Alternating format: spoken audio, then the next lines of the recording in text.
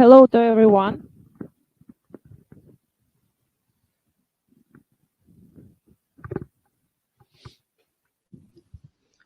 Hello. Hear me well. Good morning.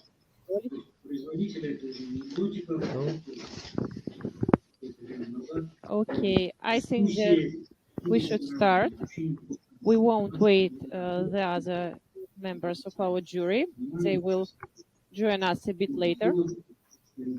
I really glad to welcome all the participants at our second stage of our international forum, Step into the Future. It's online stage. And I would like to give the floor the first participant. It's participants from China, Song King Cheng. He's here in our room. Song King, you can start your presentation. Okay, good morning, teachers. Now, how should I start my presentation?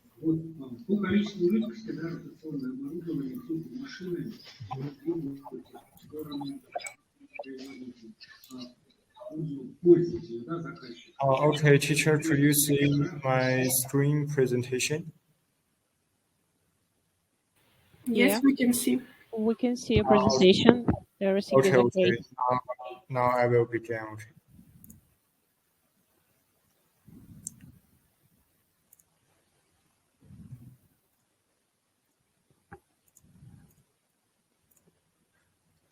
Okay. Good morning, teachers. I'm Cheng Songqing from China, and my project is Intelligent Care System based on STM32 microcontroller. I'm a student from Qinghai Huangchuan Middle School. First, I will introduce the background knowledge of my project. Because there is an increasing demand of health and medical caring service for senior people in China, due to the rapid aging trend of the society, the intelligent healthcare needs for seniors are also growing. We can see on this chart below that the changes and trends in the number of senior population in China is growing in recent years, and it will still grow in future years. However, there are already some healthcare projects designed for seniors based on embedded systems and wearable devices. However, most of these systems are not systematic and practical enough. The goal of my project is to build a home health caring system providing the function of acquiring, monitoring, analyzing, and displaying the user's human physical data, including ECG and respiratory data. The goal of my design is that the project should be systematic, practical, and cost-effective. It also should meet the demands of seniors who require home health care and real-time health monitoring. Also, this project should be easy to use, especially for senior people in China and in other countries. And the most important, this project should not be a medical device used at clinics or hospitals, but it should be a healthcare device used at home. And now I will introduce the methods of my design. We know that in designing an electronic project, we should first complete electronic hardware design. I use this JLC EDA and PCB designing software, which was designed by a China company. I use this software to design my hardware schematic and PCB layout. Now you can see below is my PCB schematic and layout. After this, I manufactured the PCB prototype and assembled all the ICs and all the other things onto it. After completed hardware designation, then we can do programming and debugging that software works. This system was programmed to realize these functions below. First, we know that all the system should initialize itself. The system can initialize itself after powering on, calibrate and test physical data sensors, and then it can monitor physical data. It can acquire, monitor, analyze, and display users' human physical data on the screen. Also, it can give audible and visual warnings when exceptions occurred, such as the heartbeat stopped or the breathing stopped. It can give audible and visual warnings. Also, it can control a bed model. A bed model is a bed that its tilt angle and its parapet can be controlled by this system. Also, there is some system settings and power management function of this system. We know the system is built on STM32 microcontroller, and I used STM32 Cube MS to configure the program and using Vision 5 to write program code. After the software was finished, I then did the mechanical hardware design and manufacturing works. First, I designed the chassis and bed model using CAD software. Then I used acrylic boards cut by laser machine to build it. And then bound the chassis and bed model by hot glue, put assembled PCBs and batteries into the chassis, and then fix them. This picture on the left of the screen is I'm using laser machine to cut the acrylic board, and this picture on the right is a photo of the finished project, including this. We can see this chassis and this bed model. After all this was finished, I then did the test. We connected the ECG probe and respiratory sensor to the human body, and then we tested the system. This picture on the left shows the initialization function of this system, and the picture on the right is that we are testing this system. After testing, we got the results of my designation. We found that the prototype mostly met the engineering goal. However, imperfections also exist. First, the system can acquire, monitor, and display users' physical data as it was designed. And it also can sound an alarm by visual and sound if the user's physical data was abnormal, or if the probe, the ECG probe or the respiratory probe was disconnected from the user as it was designed. Also, this system can realize other auxiliary functions, such as we've said, adjusting the bed model and recharging its own batteries and so on as it was designed. However, there are some imperfections. The system partly failed to analyze users' physical data. It can display the heart rate, respiratory rate, and ECG and respiratory waveforms as it was designed, but it failed to make further analyzations due to the defective analyzation algorithm. I cannot design an effective enough analyzation algorithm because of my knowledge limitations. Also, the sensitivity of the respiratory sensor was not sufficient enough. We use an NTC resistor to make it act as a respiratory sensor, and then use an amplifier circuit to amplify its signal. However, the gain of the amplifier circuit is not enough to amplify the respiratory signal. That means the user should put the sensor close to the nostrils to make sure the system can acquire the respiratory data successfully. Also, the bed model, the adjusting mechanism of the bed model have a risk of failure because it uses the cam mechanism to adjust the tilt angle of the bed model. And if you put high pressure on the bed model, this cam mechanism may fail.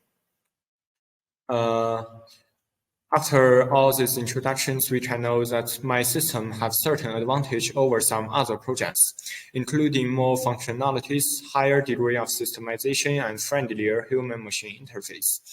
Also, this project integrated real-time ECG and respiratory monitoring, bed model control, and several other practical functionalities into one system.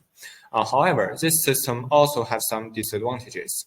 In particular, as we've said, the data analysis algorithm is faulty. The respiratory sensor is not accurate enough, and also the bed model adjusting mechanism may fail under high pressure. In the process of building my project, also some unexpected problems occurred. For example, we cannot create a perfect data analysis algorithm due to knowledge limitations. As a result, the project's functionality of data analysis was imperfect. Also, some accidents also happened in building my project, including an IC burnout because of an undetected short circuit point on the PCB board, and this also caused an overdischarge of batteries. However, these accidents were all instantly detected and properly dealt with. Generally speaking, my project was mostly successful and have certain advantages, while imperfections exist and still waiting to be improved. My presentation has finished. Thank you very much. Are there any questions to participants? Some from the jury members? Yeah, thank you. I have a question. Thank you. First of all, thank you for your presentation. It was really good. I have several questions. So the first one, what is the cost of your device? I mean, approximately.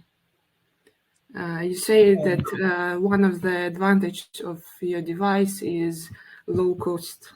So please share with us how much is it? My whole cost is about 200 to 300 yuan. You know China yuan.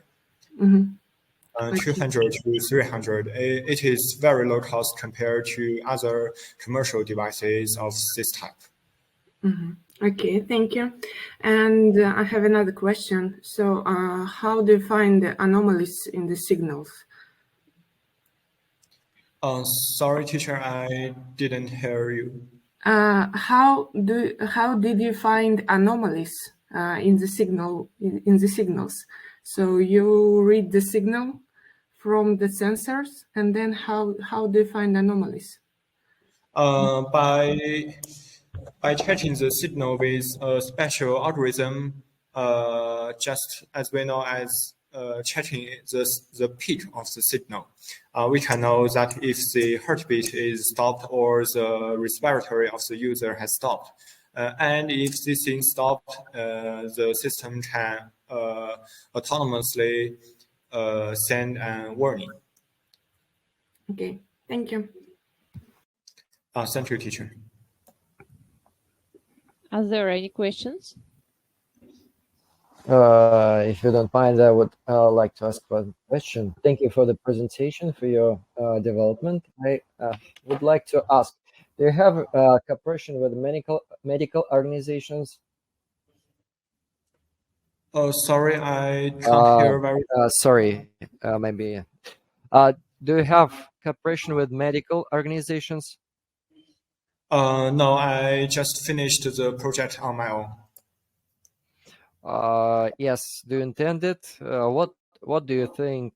How can you cooperate with medical organizations? I think maybe I have said that my project may not be used in hospitals because in hospitals there are more professional devices to use. I think my project should use in some just as senior people's homes or some homes with families that need medical caring. I think my project should be used in these ways.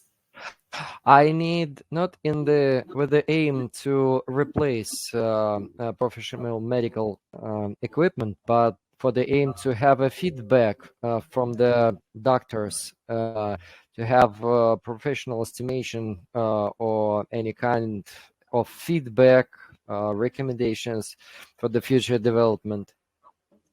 Oh, okay, I know. I have not cooperated with hospitals or medical organizations, but however, I have tested this device in our school hospital and tested the device on several of my classmates. In my own opinion and in our school's doctor's opinion, this system is good enough to use.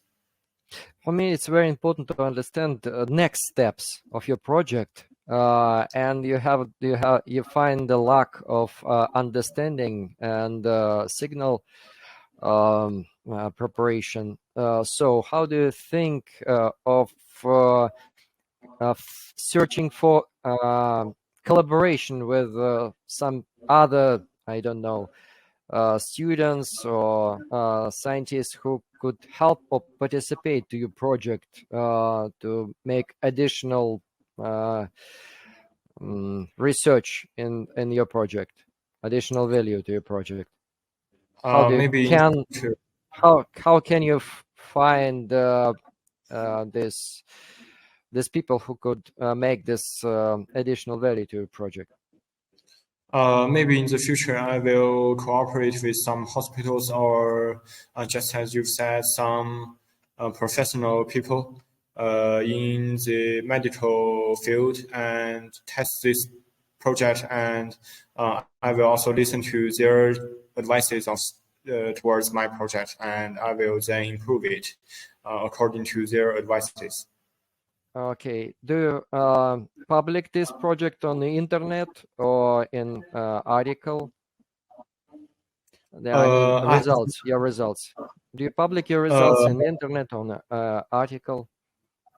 I haven't sent my results to internet, but I have a paper in both Chinese and English, and I have also sent the paper to this competition. Okay, thank you. Okay, thank you, teacher. Thank you very much. I would like Oh, to thank you. I would like to give the floor to our second participant. It's participant from Indonesia, Maid Adana R. I know that she is here. They are both two authors of one project. They are both here. Okay, thank you. So share the screen, please.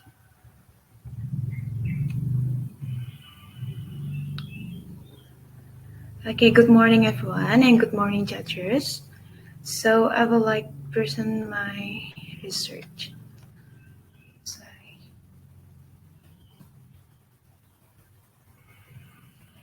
So, okay, me and my partner Made Ardana and Milo Novelana Putridevi have a research, and we have the title Innovation of Botanical Pesticide to Prevent Transmission and Reduce Losses to Pig Farms Due to ISF Virus Attack.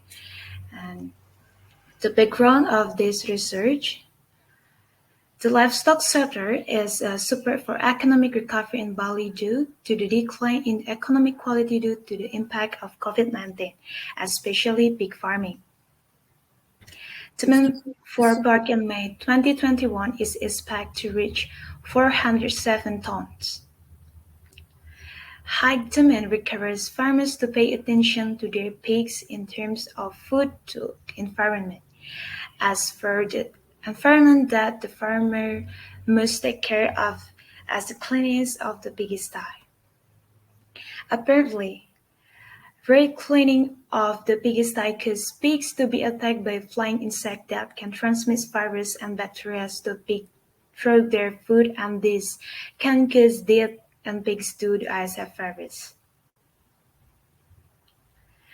To date, breeders have not been able to prevent the transmission of the ISF virus in pigs. Medically, the ISF virus attacks part of the spleen of pig, and which in effect is a stronghold of pigs, and this is very dangerous because it is most likely to experience the death of pigs. Observable symptoms: pigs have a very high fever, decreased pig appetite, And we have solution. Solution our gets Sorry. vegetable. Sorry, Botanical Mr. Patton, and to interrupt you, could you please open your presentation in full screen? And I think that you start from the slide 7. Or am I wrong? I'm sorry. 1, 2.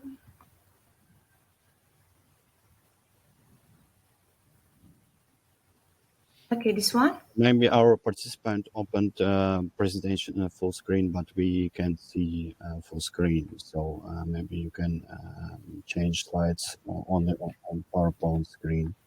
I'm not sure. Maybe. Sorry. So we can't see your slides. So we see only 7 slides. Yeah.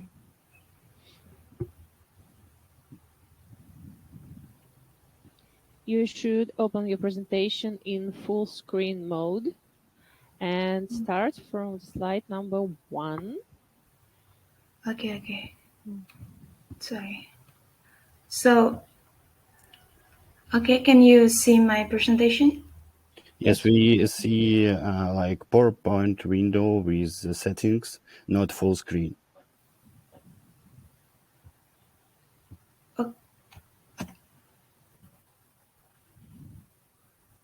You should look at your menu slideshow. You should press. You should click slideshow on your computer.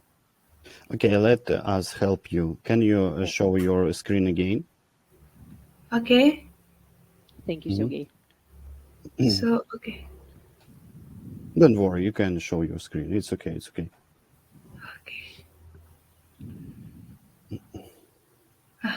Okay, go to PowerPoint.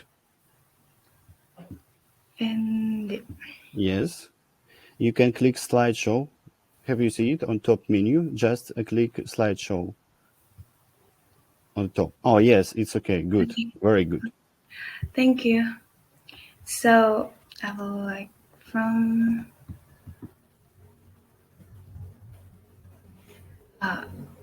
okay, the background of this research is the livestock sector is a support for economic recovery in Bali due to the decline in economic quality due to the impact of COVID-19, especially pig farming. And demand for pork in May 2021 is expected to reach 407 tons. High demand requires farmers to pay attention to their pigs in terms of food to the environment. As for the environment that the farmer must take care of is the cleanliness of the pigsty. Apparently, frequent cleaning of the pigsty causes pigs to be attacked by flying insects that can transmit virus and bacteria to pigs through their food, and this can cause death in pigs due to the ISF virus. To date, breeders have not been able to prevent the transmission of the ISF virus in pigs. Medically, the ISF virus attacked part of the spleen of pigs, and which in fact is a stronghold of pigs. And this is very dangerous because it is most likely to experience the death of pigs. Observable system. Pigs have a very high fever and decreasing big appetite. And we have a solution. We make a vegetable botanical pesticides, and this is documentation about documentation about botanical pesticides to prevent, and this is documentation about spraying on the pigsty.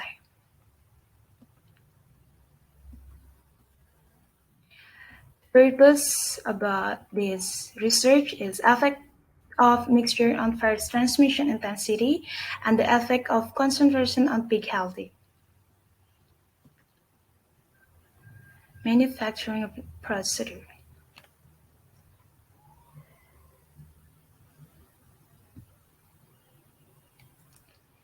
Okay, number 1, prepare tools and material. And number 2, enumeration of materials.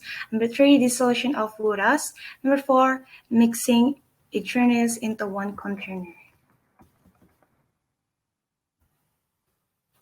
Number 5, fermentation 7 days, and pesticides can be used.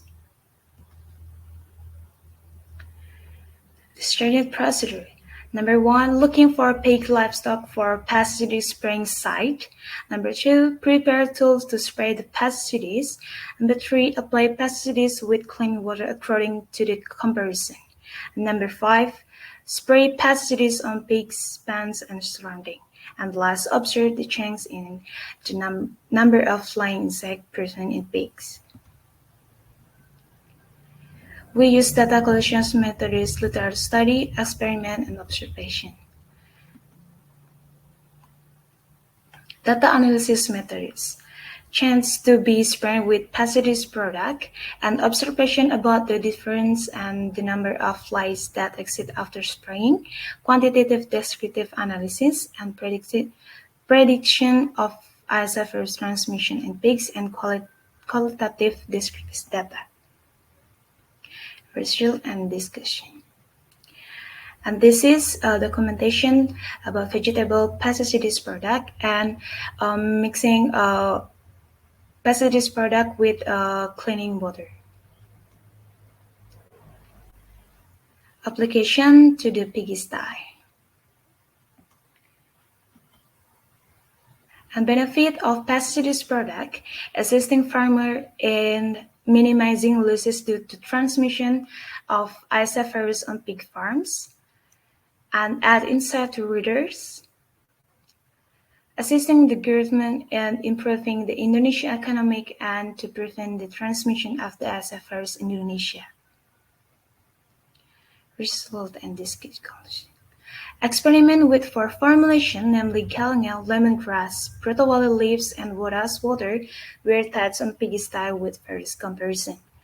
And based on the result of the analysis, the level of fly paths per person in the pan and the quality of pig appetite in Group D formulation are more ideal than those of Group A, B, C, and E.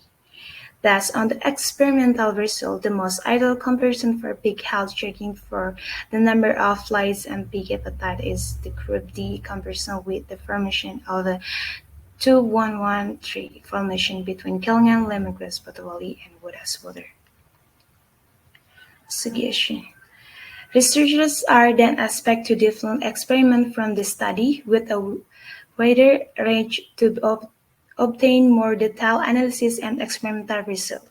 And for the commodity, it is hoped to support this research as a solution for pig farms in preventing the transmission of the ISF virus in pigs. And last, the government should pay more attention and provide support both morally and materially to this research experiment. So, my presentation are finished. Thank you. Thank you very much. Are there any questions to the participant? Okay, can I? Thank Sure. you. So my name is Sergey Yermakov. I'm from Russian Technological University. So you have a very great project. Thank you for your presentation. So my question is about international cooperation. So do you thought about any opportunities of international cooperation in the future for your project?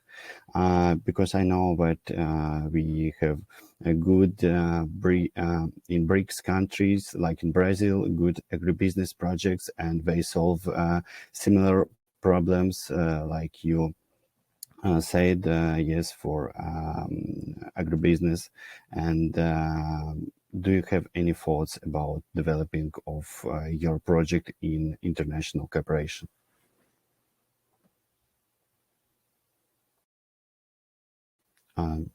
Can you turn on your ears? Okay, I'm sorry, I cannot hear your voice.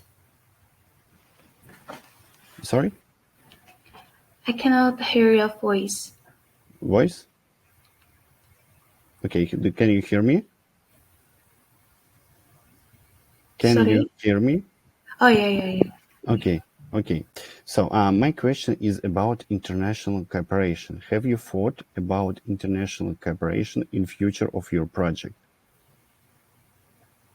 Okay. In my project, it is this to prevent the we can this project. Sorry, can you hear Don't worry, it's this? okay.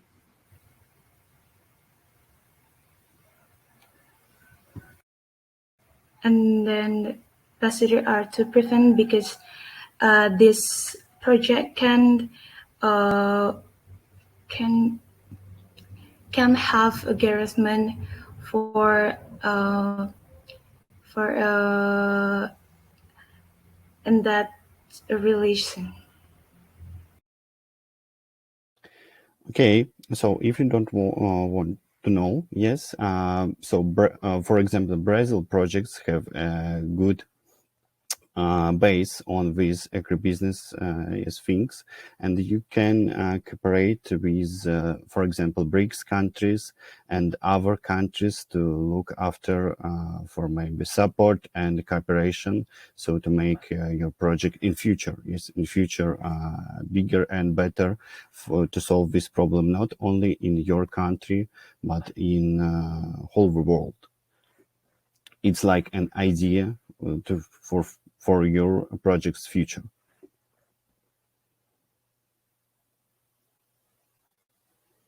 Okay, for in my project, this research is very profitable because it can increase its income. Okay, That's all. thank you. Thank you. Thank you. Are there any projects? Are there any questions? Community? What do you think? What do you think? Is your system prevent from the viruses? Prevent the virus diseases? Sorry, pardon. Does your system prevent dissemination of virus diseases? Okay, this pesticides are to prevent because we can only kill insect instead of destroying insect. Why prevent ascavirus? Because this ascavirus is carried by insect or flies. Why use that material like galangal, lemongrass, petroli leaves, and wood ash? Because galangal produce heat and is able to treat wounds on pig skin. And lemongrass contains antibiotic and does not contain chemical components, so it is safe to use. And petroli leaves contain bitter substances and make insect or flies dislike the smell of pigsty and pigs. And wood ash water is able to ban components that have been segmented for the 7 days. Why 7 days? Because every 7 days the liquid of these pesticides runs out, and for 7 days the carbon bond it is good to be applied to the pigsty. So no longer need to wait months because for 7 days the carbon is well tight. Thank you for explaining the answer. And why don't you use anti-mosquito net? Mosquito net. Why don't you use mosquito net or mosquito net? Because you don't need any chemicals to prevent pigs from the mosquitoes or flies, just using the net. Because we use natural ingredients. Natural ingredients. Okay, thank you. Okay, thank you. Thank you very much. I suppose that we can go further, and our next participant is also from Indonesia. It's Azra Rizaldi and Andhika Negoro.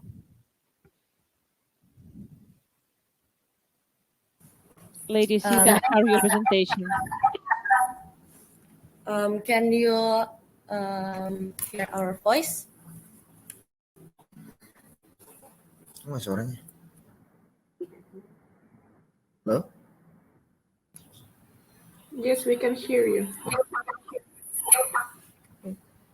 Suara cuma Ini.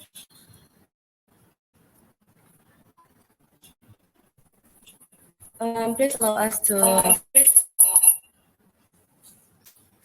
ini nih, yang ini. We can present. hear echo. I don't know why, but Aku tidak. Oh, okay. I know why. Because I think you have dynamics Yes. turned Can on. you make speaker quiet? Your Aku speaker. ini gue bisa. Udah ini nggak apa-apa. Itunya, kanvanya. Kan bukan tadi datang ini. Dari kanva.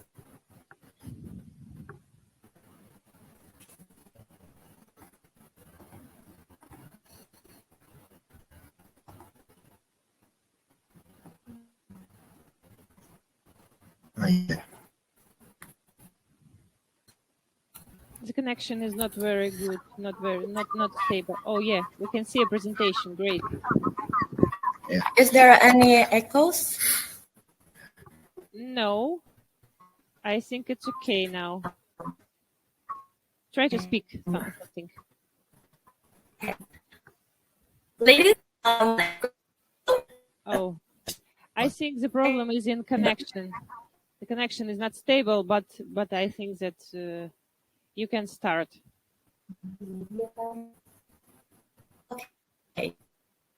Nggak, udah Bu. Maybe you can. Sorry. Maybe you can try and turn off video. Maybe it can make connection more better because we can't hear your voice. Yes. Turn on your camera. Okay.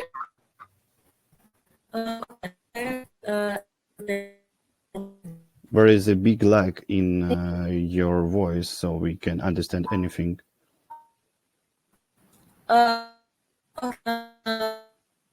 Yes, try to switch off your video, your camera.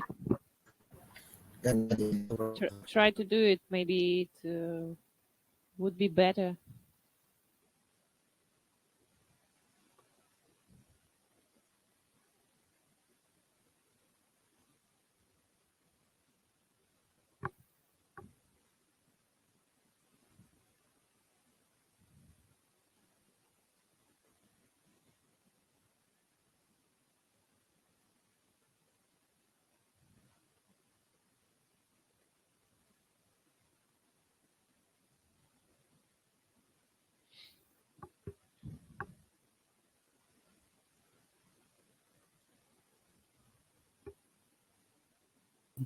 Hi. Hello. We can't We hear can you. we can see you. It's like good connection, but we can't hear you from this new window.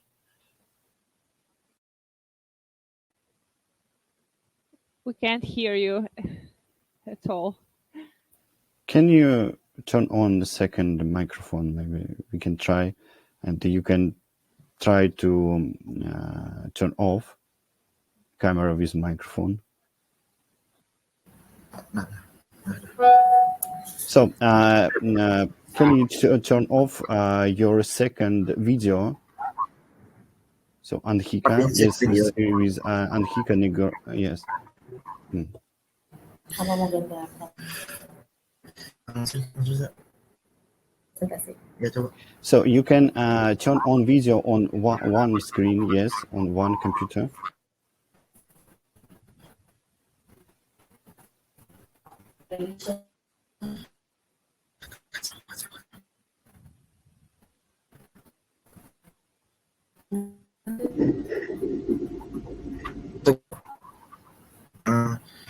namanya apa? Canva ya? Oh, langsung ke linknya. Ada lagi mas ya? Ngocok. Try to Ini ya? share your screen So again. I think you can try. Please share your screen. One second. Pintu. Gitu ya, Bu? Ini pakai hotspot sendiri. Iya, Bu. Ini kan ya? Mm-mm. Ini kan ya? Mm-mm. Share screen mana? Share. Bukan Itu. ini ya, presentation. Tampil. Presentation. Ini. Terus ini. Bukan. Ini. Nggak bisa dibuka lagi. Dari putar ya.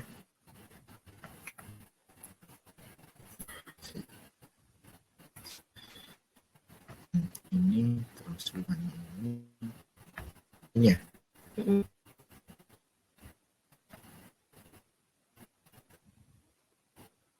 Do you have any problems with sharing your presentation?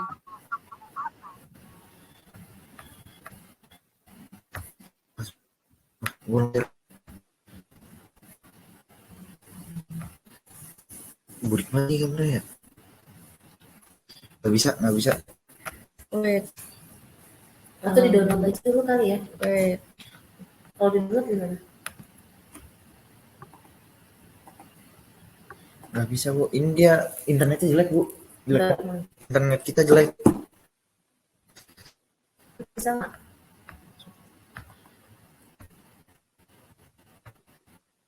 Gue bisa jelek.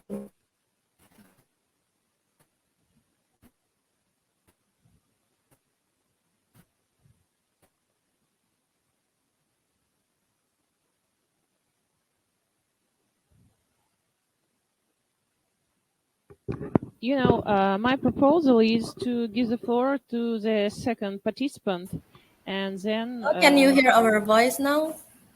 Yes, we can hear your voice clear. Yes. And our presentation? No. No. Berarti So it's loading. We are waiting for your presentation. ganti makanya. Okay. Wait. This allow us.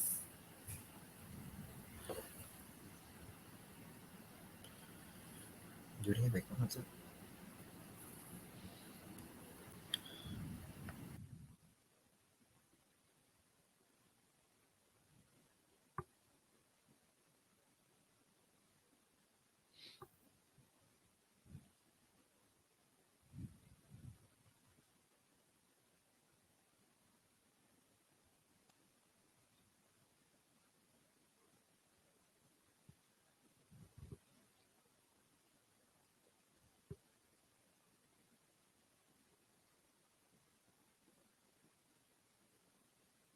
Our share screen?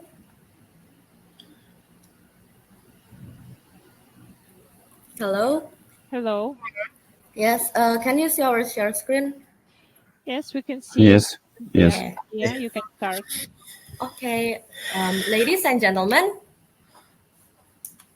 Good afternoon and the best wish to all of us. thanks to the organizer and the judges for giving us the opportunity to be part of the finalists in this International Forum for Scientific Youth 2023. It is an honor to be here and to present our research in this event. But before our introduction, let me introduce you to our culture called Palang Pintu. Palang Pintu is one of the Indonesian culture. This tradition is a Batavian art, which is a blend of martial, poem, and literature. Even so, the doorstop can also be displayed as series of opening of the events or inauguration. Now, let us begin our presentation with a poem. At noon, it a rice of sticky rice. Good. A plate of sticky rice made by Uncle. Excellent.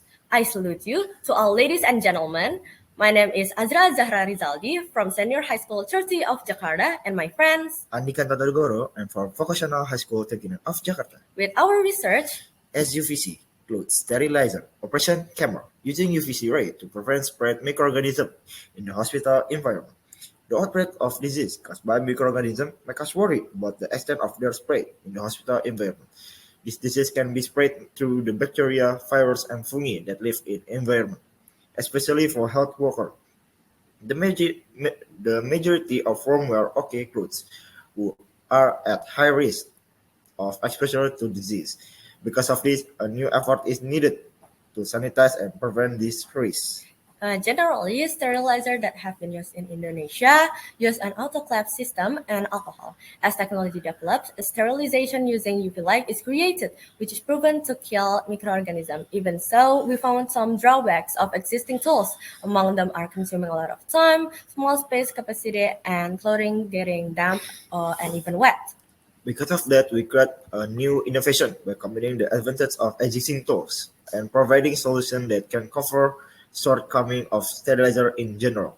SUVC, or simple UVC sterilizer, is a large capacity chamber shaped sterilizer designed with Arduino system and far UVC light, which have several advantages, namely all apart are closed.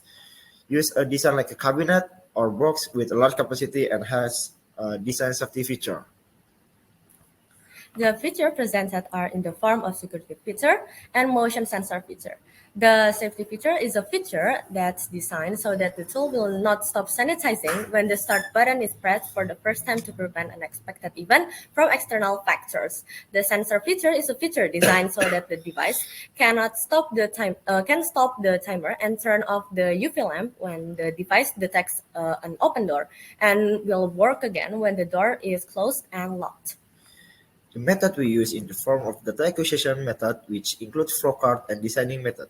Data processing method in the form of collecting data from journals or websites, as well as experimental research carried out at Jakarta State University Microbiology Laboratory, and data generation method, namely block diagram, software, and electronic circuit. In the result and discussion, we include photos of the results of the microorganism test in the laboratory. The first picture shows 3 bacterial test petri. The second picture shows 3 fungus test petri. The 6 petri were tested for microorganism in the laboratory with OK clothing condition before being sterilized. While in the third picture, there are 3 petri for bacteria testing, and in the fourth picture, there are 3 petri for fungus testing. The 6 petri were tested for microorganism in the laboratory with OK cloth after sterilization. We did the microorganism test 3 times. For each experiment, we can see in the picture result of microorganism test with discussion. First, in the bacteria test before the clothes got sterilized, the first test contained 78 bacteria colonies. In the second test, there were 32 bacteria colonies, and the third test there were 107 colonies, growing with an average of 72 bacteria colonies in the 3 petri dishes. Second, in the fungi test, before the clothes got sterilized, the first test contained 36 fungal colonies, the second test 29 colonies, and the third test there were 4 fungal colonies, with average of 23 fungal colonies in the 3 petri. Third, in the bacterial test after the clothing were being sterilized, the bacterial petri test showed only 1 bacterial colony growing in 2 petri, and 1 petri did not grow bacterial colonies at all. And fourth, in the fungus test after the clothes were being sterilized, the fungus petri test showed only 1 fungal colonies growing on 1 petri, and no fungal colonies growing at all in other 2 petri. The following is the result of the discussion that we got in the form of SUVC tools that is capable and tested in killing and reducing the spread of microorganisms. The discussion itself, the first is there are 3 types of ultraviolet rays, namely UVA, UVB, and UVC. Second, UVC is the most effective UV light for killing microorganisms. And the third, UVA, UVB, and UVC rays can be harmful if exposed for too long. The advice we can convey is to hold clinical trials of tools against the COVID-19 virus according to standard operational procedure (SOP) for the COVID health protocol in order to increase knowledge of effectiveness of SUVC against COVID. That's all from us. Sorry for more or less. I hope our presentation can brighten our knowledge and motivate all of us in the next research. Thanks to the judges, organizer, and participants for the concept. We start with a poem, then we close with a poem. Renee takes a walk for a sport. Good. She also loves to cook ground meat. Excellent. Thank you for all the support. Hope another chance for us to meet. Thank you. you. Thank you very much for your presentation. Thank you. Any questions? I have a question. Yes, I may. Yes, sure. Hello. Thank you for your presentation. Yes. And my question is, how do you think was the physical principle of your sterilizer? How the microwaves kill the microorganisms? Yes, our SUVC can kill microorganism because based on the microbiology test, it can reduce and killing the microorganism by the test that we already did. And also, our innovation is being accepted by one of our friends, which is she's a health worker. We did this test in the past 1 year and have been tested in the Jakarta microbiology, as you can see from our presentation. We did the research and we used the drawbacks of all the sterilizer before, so we can improve of our tools so it will be more efficient in future and the time management. Mm-hmm. Okay, and the next question, have you maybe picture to I want to see how the clothes is how clothes is put in your box. Pardon me, can you please repeat your question? Have you maybe you have question how the clothes you put in your sterilizer? Oh, the clothes Maybe that we can on shelves or something else. Oh, you mean about the clothes that we can put in our sterilizer? Yes. Yes. Oh, the clothes that we can put in our sterilizer is OK clothes in this presentation. We did the research about the OK clothes. We actually did the research in Can the... you demonstrate to us? Can you demonstrate? Yes. Okay. Thank you. Here, as you can see, this is our clothes, SUV. Here we have the LCD, which is, you can see here, there is a timer. We use 15 minutes, so it will kill all the microorganisms, so the health workers can use it efficiently. Here, you can see the 4 UVs in these SUVC tools. Here we can explain you about the feature. First, our feature is the safety feature. The safety feature is when you press the black button, which is the start button here, like this, for the first time, can you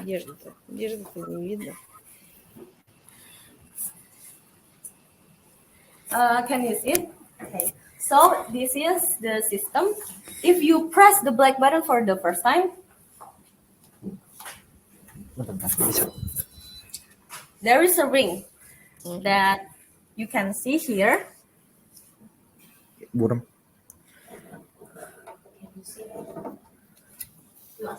Can you see about the timer? Not clear, but still. Okay. So these tools have the timer about 15 minutes, so it can reducing and killing the microorganism. As what I say, here you can see there's the electronic circuits under here, and then this is the safety feature. The first feature is we cannot push the button, the black button. So if we push the black button for the first time, it cannot be bothered. So the UV lamp will sterilize the OK clothes, which is, as we know, OK clothes is the clothes that health workers use, usually colored green and pink. And then the second is sensor. This is the sensor. So if we want to take the OK clothes, we just unlocked the door. After unlocking the door, the UV will go turn off, and then if we unlock the door, the UV will go off, will go on again. That's the demonstration of our design and also the feature of SUVC tools. And he can please put something in sterilizer. What? Sorry, pardon me. Please put something in Put your some. sterilizer. Okay. Put something. Okay. And Wait. when you are doing this, can you explain why are you using reflecting walls? Okay, so for the example is these clothes. Your Here national clothes. we use these clothes. На вешалке, да? We put inside it.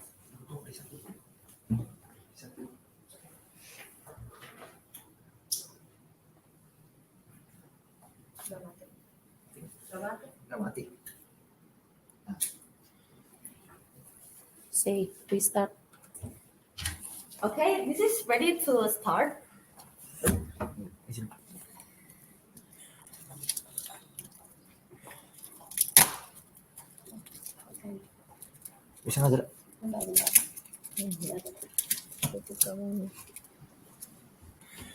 This is the examples. Sorry, this is the example of the use of SUVC tools. We use hanger and then we close the door. If we close the door and unlock the door, we start the black button, like here, like this. After the rings, it will automatically, the timer will go on. And if I wanted to take the clothes from the SUVC tools, I just unlock it like this, open the door, and then the UV will turn off. And if I already take the clothes from the SUVC tools after the sterilization, here, I close it again. Then the UV will turn on again. You can see here there is a light. If red, it is still in sterilization mode. But if it's on green, here, green, then you can take the clothes from inside of the UVC tools. Here, green light. And if I close it, it turns into red. Okay, Red thank you. That's the demonstration of our SUVC tools. Thank you. Thank you. We have one more question, please, colleagues. Can you explain why are you using reflecting walls? Reflecting walls inside. Yes. It's because based on our research, the other sterilizer use aluminum, but here we use wood, which cannot reflect the light of UV. That's why we use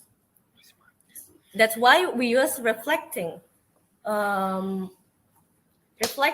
materials, so it will maximum the sterilization.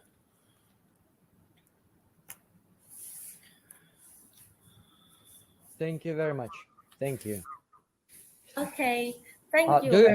Do you make the circle by your hands? Yes.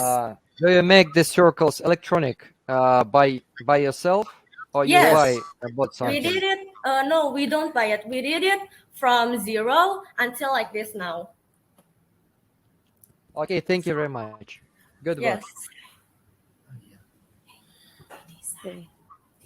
Thank you very much for your presentation. And our next participants is from Nepal, Yashavi Karki and Rishav Erail.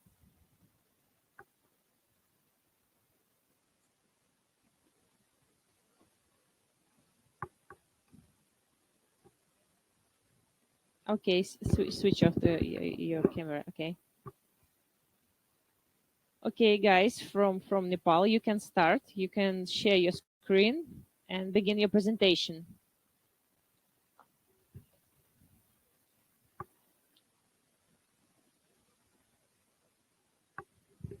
Yeah, we can see your video,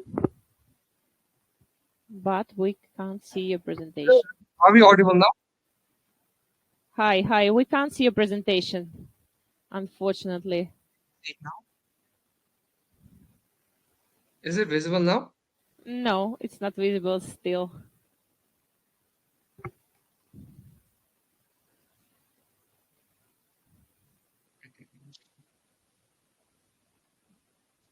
Just click on start sharing. Yeah. Start screen we have to sharing do- in the bottom. Is it menu. visible now? No. Okay.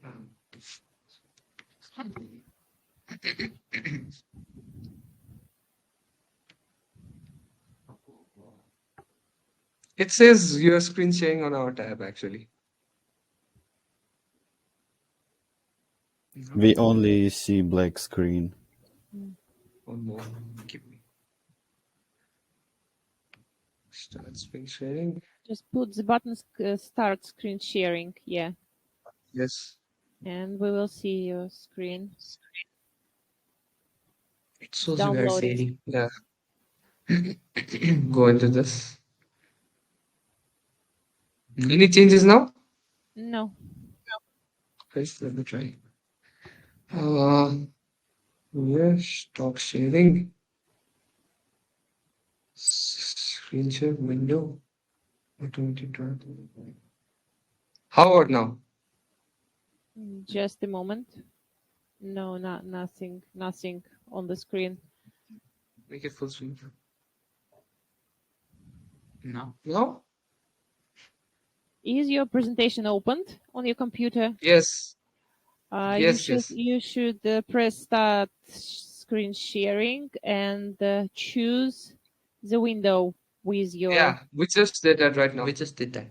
Yeah. Wait, let me get the line. It should work. It's not working still, right? Let's try again. Don't Okay. worry. Then start screen sharing window. Yeah. And choose the window with your presentation. Yeah, we just did that again. No. From I beginning. don't know why. How about now? No.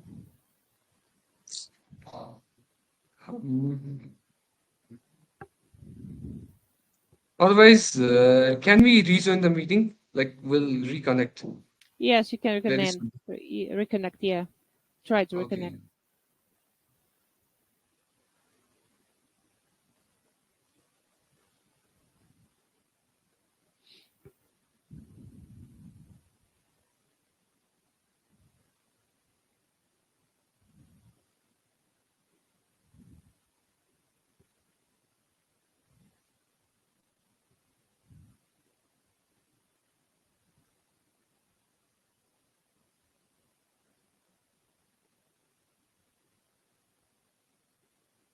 Okay, we can see you.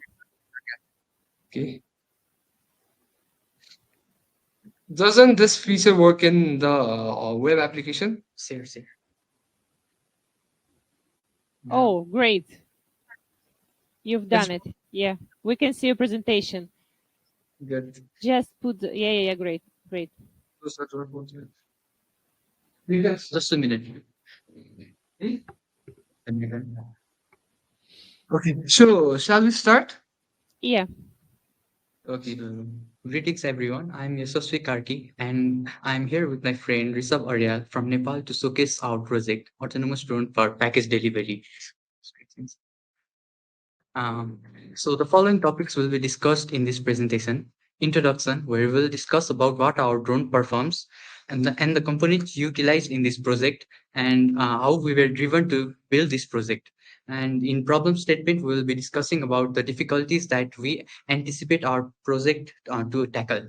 And then in objectives, we will discuss about the goals that our project is supposed to attain. And in methods, we will be describing about the various components utilized in our project. And in future applications, we will be discussing about the future applications of our drone. And we have also uploaded a quick short video of our demo of our project. So what does our drone do? Drone package delivery system is an autonomous delivery system that is designed to deliver packages to specific location automatically. The main purpose of this project is to provide a safe and efficient way to deliver package without the need for human interventions. The current package delivery system relies heavily on human labor, which can be costly and time consuming. With the drone package delivery system, we aim to revolutionize the way packages are delivered by using the latest technology to automate the entire delivery process. So the components used in our drone are APM 2.8, which is a flight controller, and Raspberry Pi 3, which is onboard companion for the drone. We use APM 2.8 to control, we use Raspberry Pi 3 to control APM 2.8. Then uBlox Neo 7M, which is a GPS system, which is in the drone. And RP LiDAR A2M8 is a obstacle avoiding sensor, which is used to avoid obstacles. And Mission Planner is a open source software, which is used to control the drone from ground. So, how did we get motivation to do this project? So, during COVID-19 outbreak, human interaction has to be limited, and so we were. And so some individuals were deprived of necessary commodities since no humanless delivery mechanism was introduced at that time. So this made us realize how important autonomous drone would have been at that time. So we were inspired to do this project.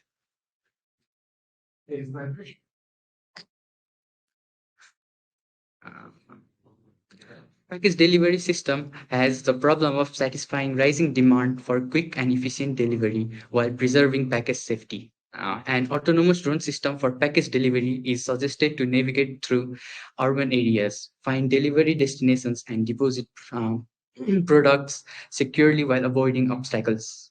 The successful adoption of such a system that has potential to revolutionize the logistics sector by allowing quicker, safer, and more effective deliveries. So the goals for our project is firstly is cost efficient. Since it replicates humans which deliver, since it replicates humans who deliver items, it is cost effective in the long term when multiple autonomous drones are brought into use. And another one is faster delivery. Since our drones use AOA, they are not concerned with the traffic congestion in the road. So they can deliver the items faster when compared to other means of deliveries, which can be affected by traffic jams, like I mentioned earlier. So the next one is route flexibility. In some cases, when the particular route is not available, the drone can take an alternative route to the destination. It makes use of the most optimal route, which makes it very flexible. And the last point is eco-friendly. Since our drones do not require any kind of fossil fuels such as diesels, they are eco-friendly in comparisons to other transportation mediums. It's working. They only require batteries. Oh my God. They only require batteries which are electrically charged. Next slide. So now, my friend had given a brief description about the methods and materials, and I'm going to talk more about these things. So firstly, let's talk about the flight controller, which is APM 2.8. The APM is used as main operating board to send control signals. The R2 Pilot Maker 2.8 is a complete open source autopilot system. It allows the user to turn any fixed or rotary wing, multi or other such vehicles, even cars and boats, into a fully autonomous vehicles which can be capable of performing programmed GPS missions with when waypoints are given into them. So this has the option to use in built-in compass or external compass via jumper. So this makes the APM 2.8 ideal for use with multicopters and rovers. So that's the reason why we use this flight controller. And another one is Raspberry Pi. In this case, we used Raspberry Pi 3 Model B since it was easily available to us. So it is a quad-core processor with onboard Wi-Fi, Bluetooth, and USB boot capabilities. It's a companion computer which is connected to our APM 2.8. So how we connect these two things are we use by these two things I'm meaning the Raspberry Pi and our APM. So we connect them using the respective TX and RX pins, which refers to transmitters and receiver pins. So then after we have connected them both, we install some necessary packages into the Raspberry Pi such as Matplotlib and OpenCV. And after the setup of connection has been done, we can run our own Python programs on the Raspberry Pi. And internet connection is provided to Raspberry Pi with the help of dongle so that it can be accessed remotely. So another material that we used was battery. A battery is required to power the motors of the drone. And in this case, we use lithium polymer battery, and that is abbreviated as LiPo for the drone. So controller. And on this side. Controller. It is used to control the drone manually in case of some malfunctions. And in the and we also have a camera so that it is built into a drone, but the camera can also help us to extend the functionalities of the drone. So another one is GPS. We need the GPS. In this case, we have used the uBlocks Neo 7M, and we need the GPS to feed the location into the drone. Next slide. So another one is Mission Planner. Mission Planner is a ground control station for plane, copter, and rovers as well. It is basically an open source software which helps us control our drone. And another aspect is RP LiDAR A2 Emmet, which is a sensor which helps us to avoid obstacles, which helps our drone to avoid obstacles. So talking about the future applications, in the future, we can replace the battery powered by solar panels. So when they will be replaced by solar systems, this will create a supporting ecosystem and a surrounding industry which will be able to create value for everyone and make our project more eco-friendly because it is separated from the need of electricity. And another one is medicine. In the right now we're only focusing our packages like normal packages to be delivered. In the near future, we can also our drone can also deliver medicinal things and which can help facilitate the emergency services which may be required in some point of time. So another one is camera. So in the near future, like I mentioned earlier, we can extend its various functionalities. So using its autonomous feature, we can feed the location of a particular place to the drone, and it can click some photos of the animals, or it can also monitor the animals. Um, and it is useful in some cases where it might be tough for humans to reach there.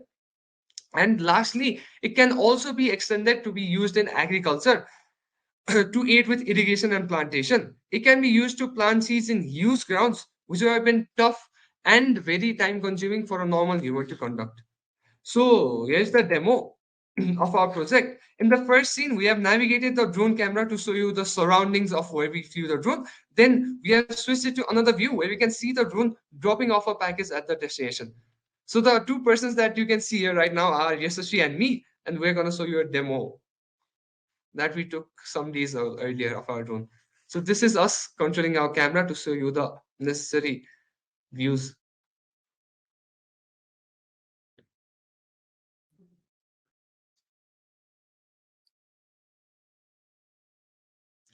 So this is us navigating the drone's camera. And now you'll see a better version where you can see our drone dropping off a package in this ground itself.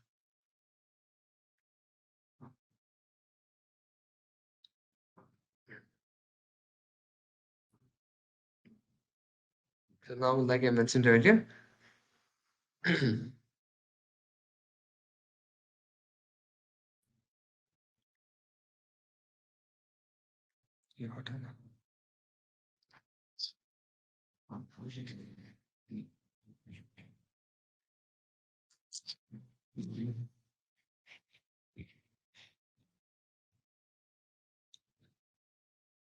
as you can see, it just dropped off the package at the destination.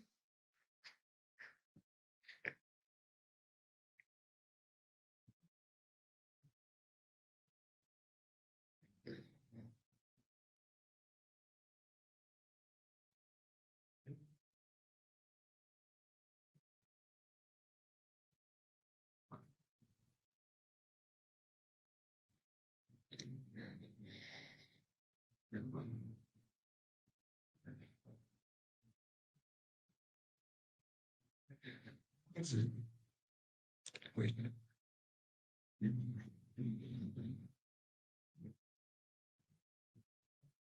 So with that, we have come to the end of our project. So we'd like to thank the organizers for giving us such a wonderful opportunity for doing such wonderful research. And now we'll entertain any questions if you have some. Thank you. Thank you. Thank you very much for your presentation. Are there any questions to the participants? Yeah, may I start? Yeah, sure. So thank you for your presentation. It was really good. I have one question. What are advantages and disadvantages of your research comparing to the other existing solutions? So as all of us know, there are a lot of drones on the market. So what are the advantages and disadvantages of your drone? So all the some of the advantages that we have are it has a more dynamic obstacle inter it dynamically avoids the obstacles, and we have also added a machine learning component to this drone so that it can learn from its surroundings and learn from its mistakes. And the disadvantages from the other drones, I would say, are I think they are costly.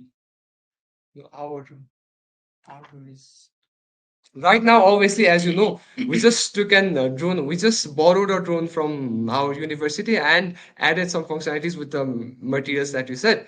So our disadvantage is that we are still not able to produce it in bulk. The drones in bulks, unless and until we get funding. Thank you. Excuse me, can you get deeper? Do you program the machine learning and image recognition by yourself? Do you program machine learning and image recognition by yourself? Do you program something? We took help from our teacher as well while programming that. Yeah, since this is a very tough concept for us as well. So while doing our research, our mentor helped us a lot, and he also helped us. He also connected us with a person who was expert in aeronautical engineering, and so with their guidance, we coded this together. We coded some parts together. We understood the most important parts, let's say. Okay, thank you. Thank you for the interesting report. One question. Have you researched the technical parameters of your device? For example, lighting speed, load weight, and some other.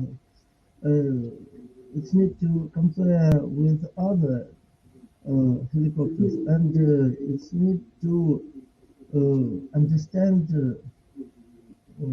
does it functions good for you or not good? So I'm really sorry to interrupt you there. We did not hear the question properly. So can you repeat it? Дмитрий Анатольевич, слышно плохо. Может быть, чуть-чуть поближе? Давайте попробуем. Have you researched the technical parameters of your device? For example, lighting speed, load weight, or working time?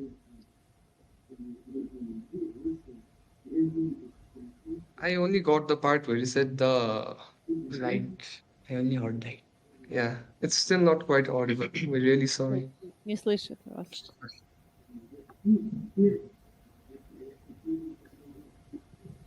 You can write your question in the chat. You can type it. Okay, are there any questions from the jury? I also have a question. Could I ask you? Sure, Kirill. Yes. I want to thank you for your presentation. It was really interesting. But I haven't understand one thing. For example, when the package falls to the ground from your drone, for example, it could be wind or some weather condition not good. How you solve this problem? We can use some thick thermocols or something to wrap the package so that it won't break when it falls. And we have also used a parachute. so that the package doesn't break? No, obviously, this is the starting phase of our project. So in this, like you saw earlier, we dropped the package from a particular height, or a bit height, like I'd say it was 7 or 8 meters. So when we start developing our drone more with more funding, then we'll, as you mentioned, we'll add more. The motors will be more stronger to carry more weight, and so we can add thermocol to so that it can be guided, or we can also code our drone in the future to go a bit lower while dropping the package as well. All right, thank So you. this is just a starting phase, and this is one of the feedback that we got from you, that we can integrate it in our next part of our project. Thank you. Thank you. Are there any questions? Okay. And connection. Oh, okay. Okay, guys, thank you very much. Thank you for your presentation. Our next participants are from Uzbekistan, Farukh Rashidov and Jamshidbek Khudberdiyev.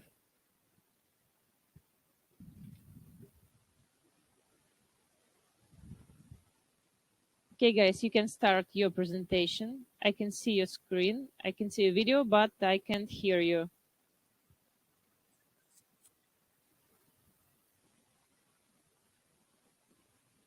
Turn on your mic, please.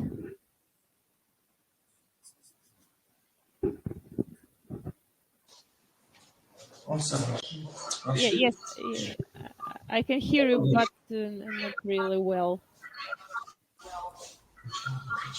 Oh, which country must be? Do you have maybe headphones or microphones?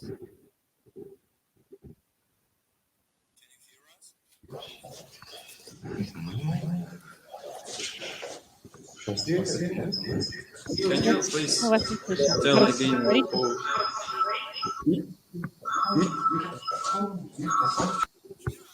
Эхо, слышно эхо.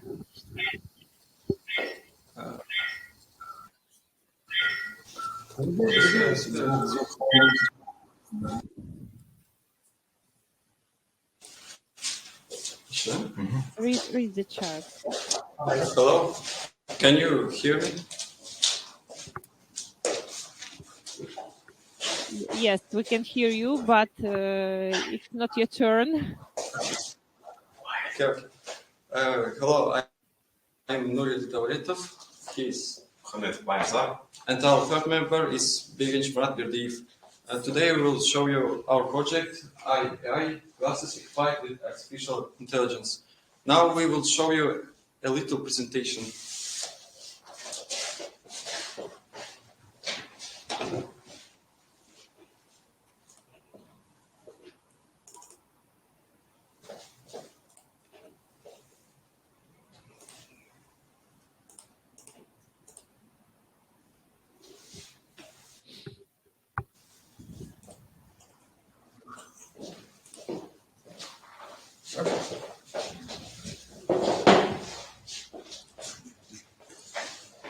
Can you see my screen? Yeah. Okay.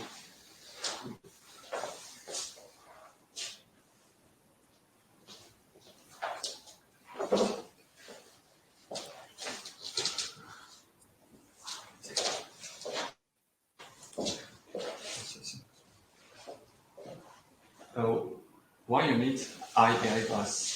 Eye glass help to detect eye disease at an early stage, which prevents serious vision problems and protect eye health. Nowadays, many people suffer from various eye disease, such as cataract, glaucoma, keratitis.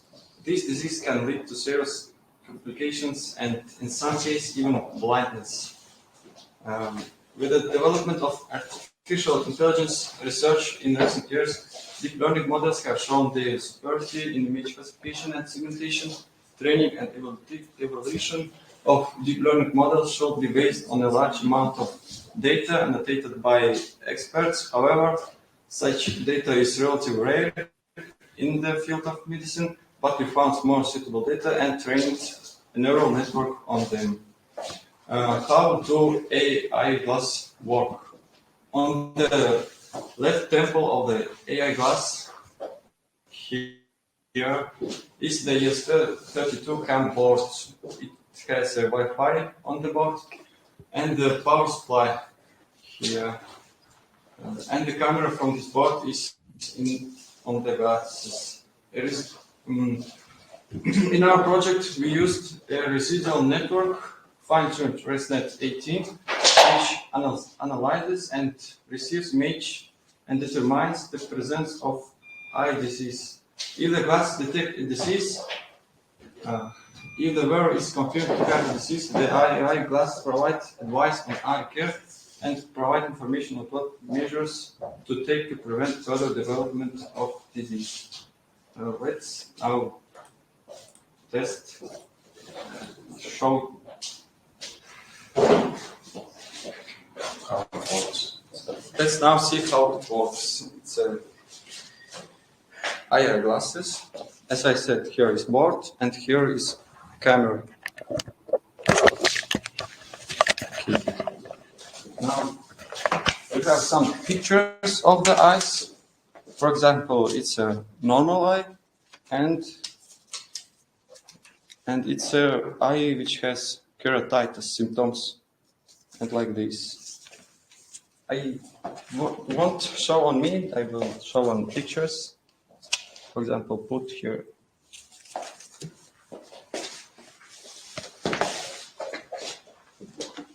Now, about our neural network, it is residual network. We trained it on dataset which contains about 300 pictures of eyes. It is two classes, normal eyes and eyes with keratitis symptoms. And now we will take a picture from our glasses and predict the disease.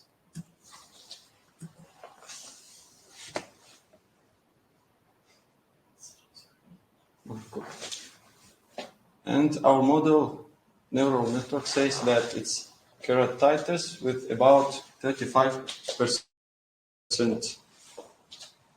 And it is keratitis picture. Let's now put a normal glass.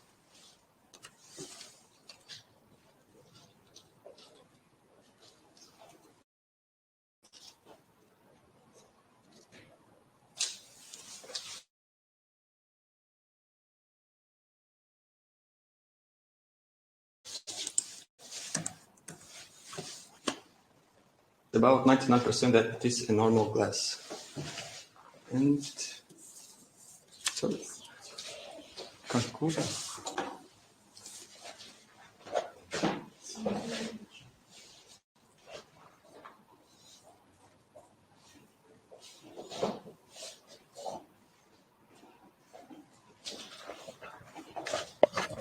And now, summary. AI glasses are an innovative product that helps keep your eyes healthy and prevents various vision problems.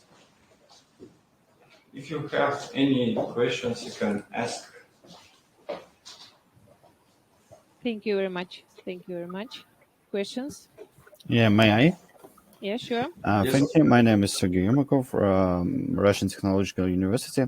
Have you said that you have dataset with 300 pictures? Yes? Yes. Okay, do you think it's enough to prevent losses of your neural network? Maybe in future you plan to extend your dataset for thousands of pictures of eyes. I think it's better. What do you think about that? Yes, of course, the dataset is very small. It just contains two places, and it's only dataset which we found public available. So, do you thought about any sources of pictures of eyes? So where you can find it, or you try to use ready datasets, or you can, or you thought about taking a photo of eyes, maybe so some representative people, yes. So what source of pictures do you think to use? Now in dataset contains only pictures which was taken from medicine slit lamps, and in future we can take more real life pictures, not done in the hospital or elsewhere, to make model more accurate. But for now it's demo. Okay, thank you. Thank you. Yeah, I also have a question. Have you trained your network from scratch, or you use some pre-trained weights? Our neural network is ResNet 18. We fine-tuned it and made it last layer two classes to have two classes. Okay. Why do you choose to use ResNet 18 and not ResNet 64, for example, and other nets? Because ResNet 50, for example, is very big, huge, has much many parameters, more parameters, and it's overhead for our little project. It's data set is very small. It's just the overhead, so a little model. We firstly tried to create our own neural network with convolution layers, but it doesn't work very well, so we choose to fine tune. Okay, thank you.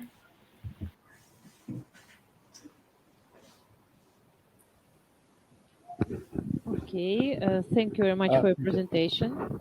Just Or any a questions? small, yes. You said about prevention, but in fact you described diagnostics instrument. Do you hear me? Yes. You say that you mentioned prevention, but prevention it's all about the optics and some kind of correction or healing. But in fact, you described the diagnostics instrument. Oh, I missed something. No, you are correct. First, our idea was to make glasses which advise you to have a rest if you work so much, or if you have some symptoms to go to doctor. Just advice, not very healing or something else. And last one question: Why do I need? Why don't you use just photo camera on the phone and just let the man to take a picture of the eye instead of using some additional device? In future, we plan to add the microphone, maybe some 3D, maybe some screen even on the lenses on the glass. We want to make to assistant like a Ray-Ban stories. Maybe you have heard about glass. A personal assistant. We want to make a personal assistant with microphone, with GPS, with cameras. That's Okay. Okay. Thank you. all. Okay, thank you very much. And the next one participant is from Uzbekistan with the project Sweep Go. I hope we will hear you.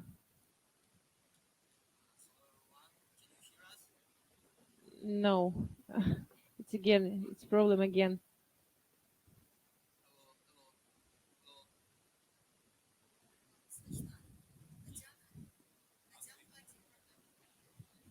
We can't hear you. The signal is very weak. Can you make the louder?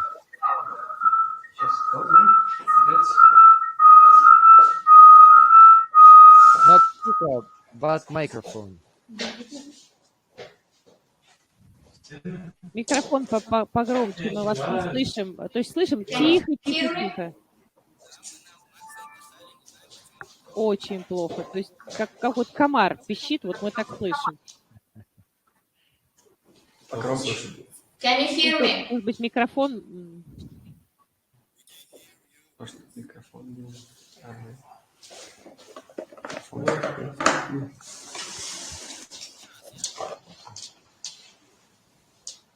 Sylvie, I can hear you, but wait a minute, please.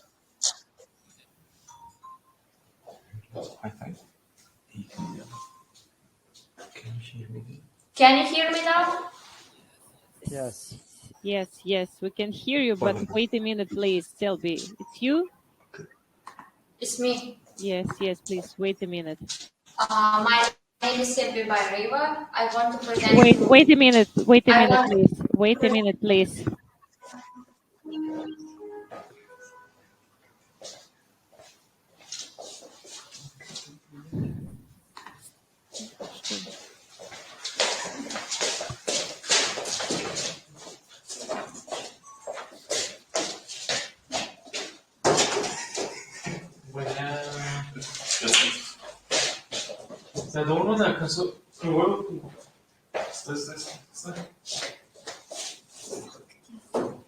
right now. Okay, Sylvie, you can continue. Как, получилось у вас? Да. Теперь слышно? Вот, теперь слышно. Can you hear us? Yes. Sylvie, wait a minute. Yes, you can continue. Swift, go. Okay. Can I present? We are ready to hear you. Okay. Okay, my name is Sylvie Bayreva. I want to Sylvie. present to you my project about using permanent magnets in shock absorbers. Here we go again. Just a minute, I will show you my presentation. Are you kidding?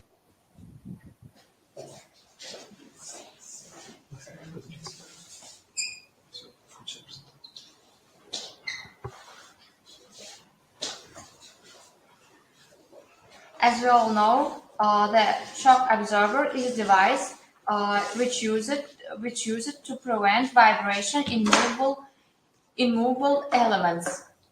The shock absorber use it with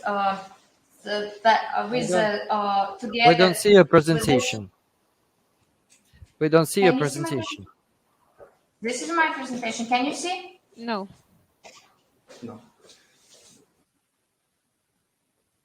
Can you share your presentation, please?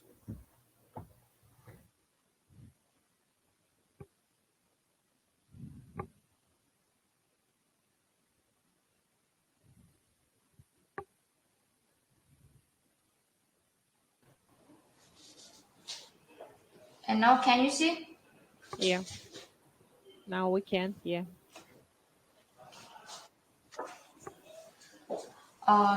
As we all know, the shock absorber is a device which use it to prevent the vibration in movable elements. Shock absorbers are used together with elastic elements and with torsions. As we know, shock absorbers, we have traditional shock absorbers, which mostly use it. It's monotube type of shock absorbers, double tube type of shock absorbers, and combined gas oil type of shock absorbers. But they have their own disadvantages. I want to tell you about the main disadvantages of that absorbers. It's a practice show in the decision of that shock absorbers. They lose their tightness and they can lose their oil or gas to the environment. But let me introduce you disadvantages of oil shock absorbers. First of all, they are overheating in the especially in the summer and bumpy roads. Secondary, when the air gets inside of the shock absorber is we have to replace it because it's not usable anymore. Secondary because of the overheating, we can in the inside of the shock absorber we can see the cavitation. Second type of traditional shock absorber is gas shock absorber. Their disadvantages: first of all, they are expensive. Secondly, they have complicated structure, and in the third, they have two chamber. If the one each chamber can fail, and failing of one chamber can follow the fail another chamber, and we need to urgently replace our shock absorber. Second, I want to present you my shock absorber, which I use it. The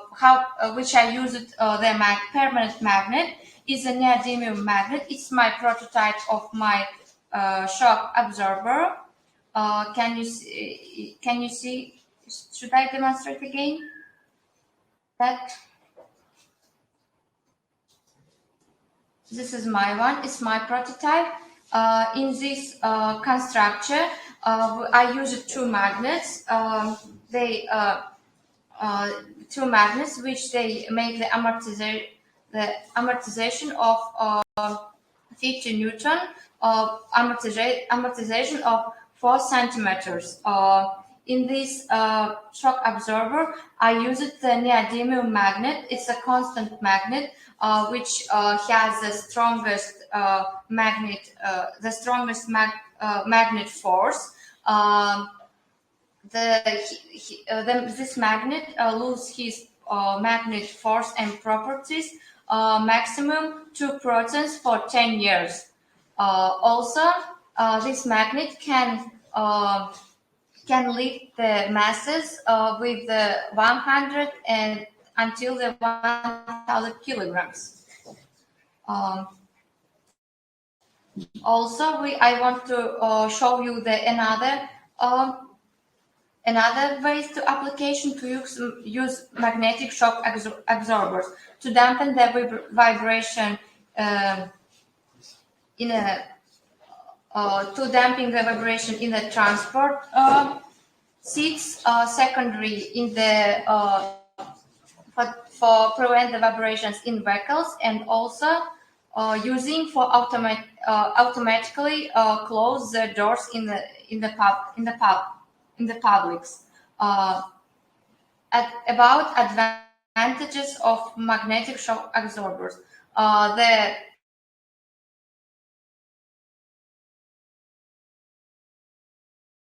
We can also, it don't need to replace it because we don't have any cameras. It's only 2 magnets which use it in that, and also we don't need to use electromagnets because we already use the strongest force of magnets. That's all. Do you have any questions?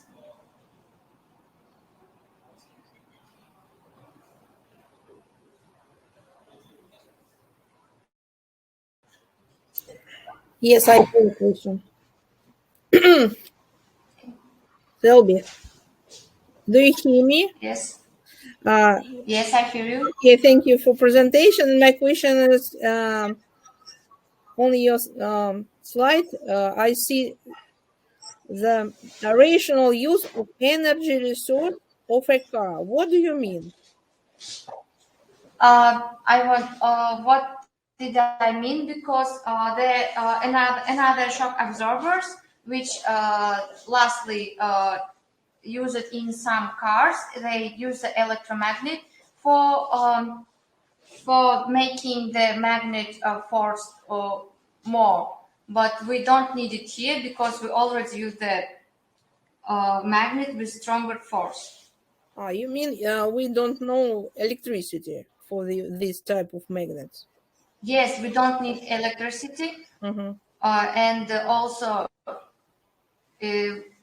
it's save our car, electricity. It's better, and we can use it for 10 years because it only can lose his magnet force for maximum 2 protons, and we don't need to replace oil in that shock absorber. Mm-hmm. And what about cost of these magnets?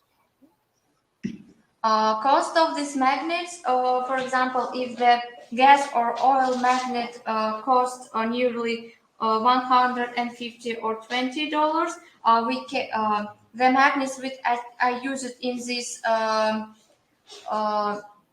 prototype is a little bit less than another amortizator, but not too much, because each of the magnet costs $20, and with the occupation of another, and with shock absorber occupation, it will cost again nearly $150. Mm-hmm.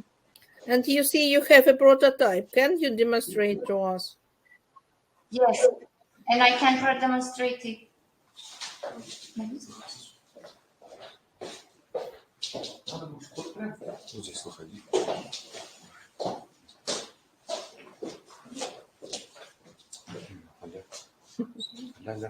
This is a prototype of my project. That's all.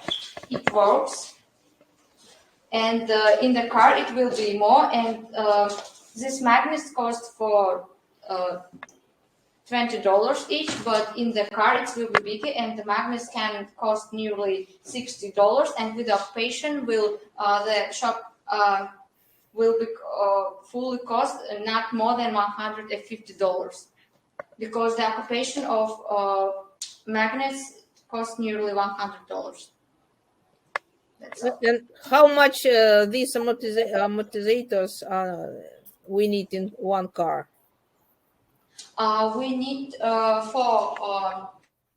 as we know, four. We need to four, because in every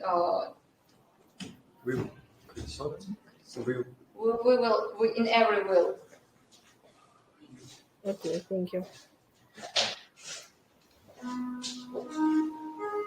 That's all. Did you hear me? My answer? Yes, thank you. How much? What is the maximum weight could rise or could support your device?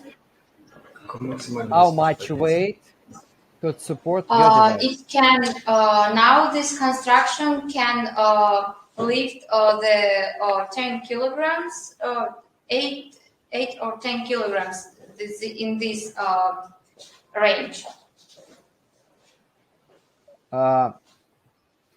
With what impulse, maximum impulse? I mean, when you put it in the car is going in the on car, it's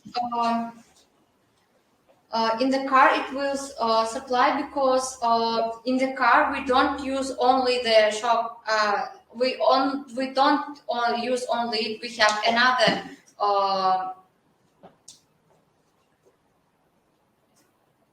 We have another thing that we can supply the car. It's not only shock absorber. It's only the additional thing in the car. Okay, thank you. And you said about the maximum weight, which could be lifted by this your device. But what about the maximum impulse? Because if I hit with about this device, or move it with some kind of speed, it also will be lifting. Do you think? Do you calculate what kind of maximum impulse could be? I will calculate it. Okay, thank you.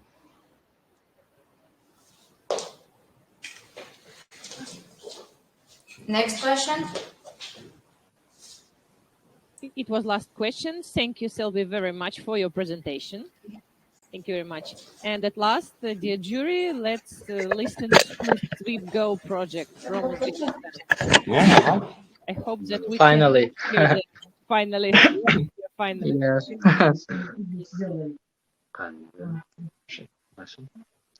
Can you hear me? Hello, everyone.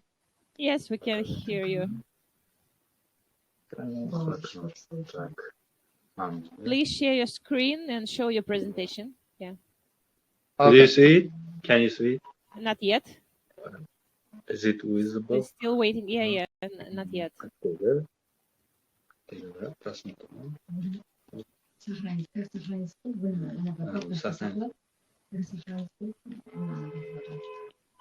Just a minute, we are trying. Yeah. Just press start screen sharing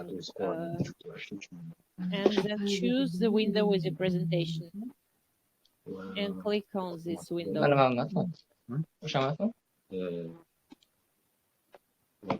Okay. Is it visible?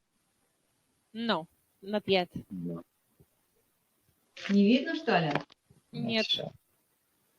Сейчас поставим. Бой diyor. Давайте попробуем. Да. Но слышно хорошо. Ой, спасибо, хоть это спасибо. Демонстрируйте экран. Да. Вы сначала попробуйте. Остановить показ Да, экрана? да. Сейчас, минуточку. Камера yok. Значит, там будет, да? Biz uzun kameramızdan olsun.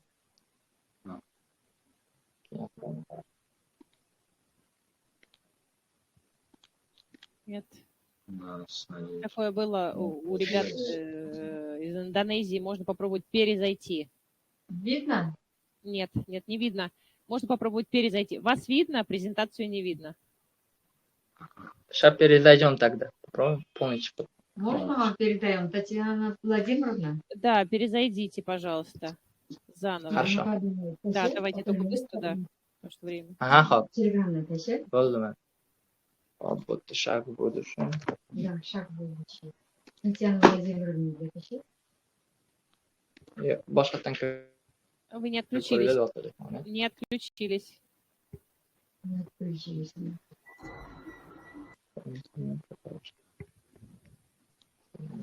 Скажите, пожалуйста, я правильно понимаю, что сейчас задержка, да, некоторые в расписании происходят? Есть немножко, да. Понятно, спасибо.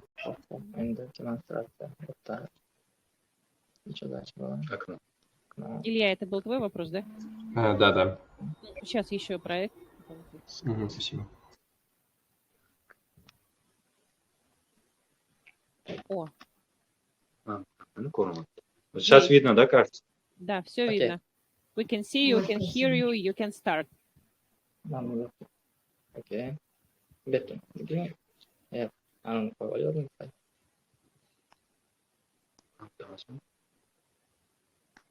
Okay. Hello, everyone.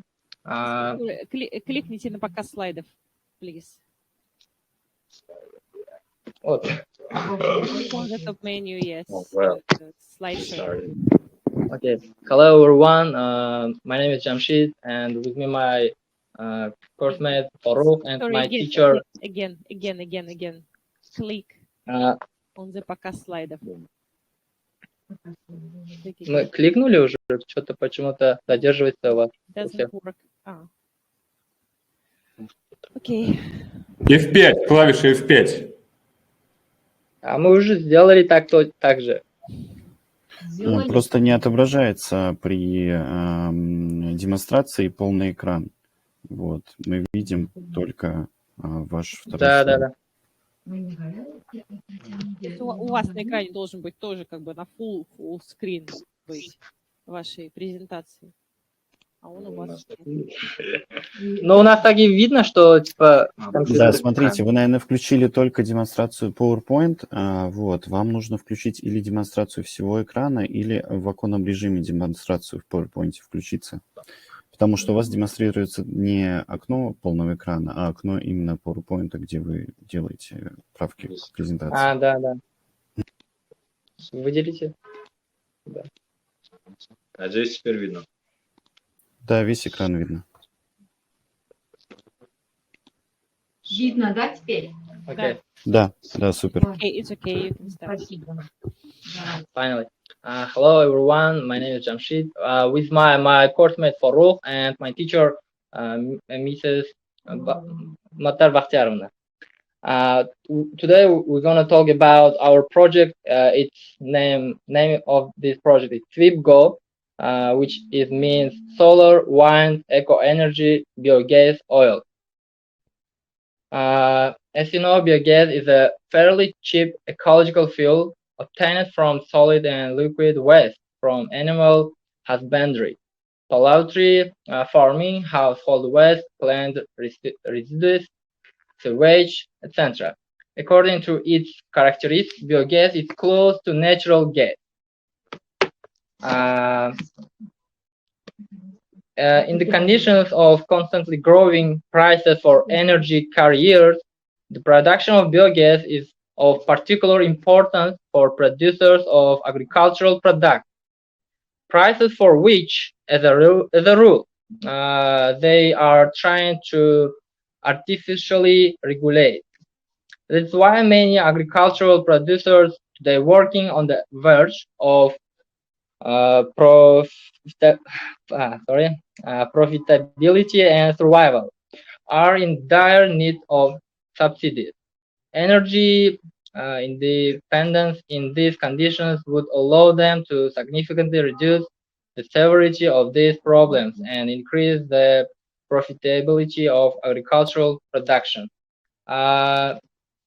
Its main components of biogas is methane, which contains between 50 and 17%. Next is carbon dioxide. It's about 20-45%, and other elements are hydrogen.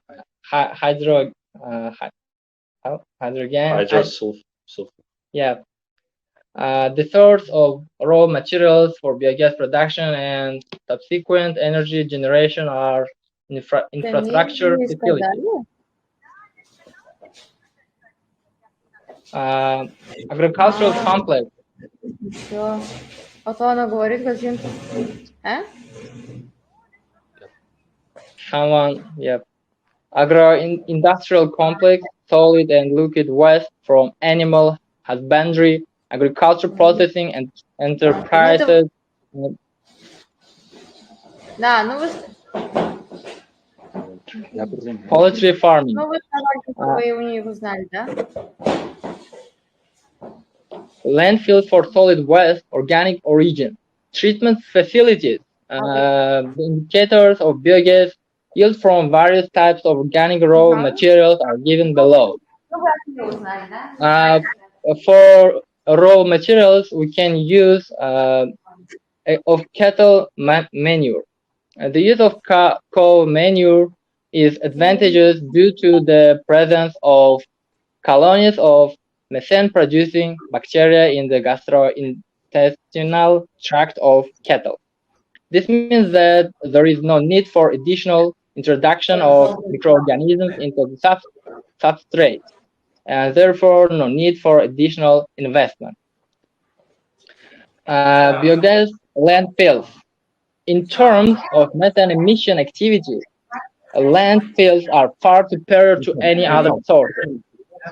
The use of solid waste is the production of biogas will not only provide a significant economic benefit, but also reduce the flow of pollution into the atmosphere.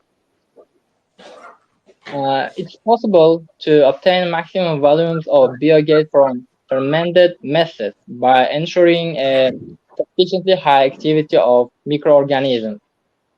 In order to maximize the yield of biogas, most of the different types of raw materials can be mixed with other types through condensation processing of the substrate. At the same time, optimal ratios of carbon dioxide and nitrogen are achieved. In the processed biomass, they should be provided in a ratio of 16:10. Thus, when choosing raw materials for biogas plants, it makes sense to pay close attention to its quality characteristics.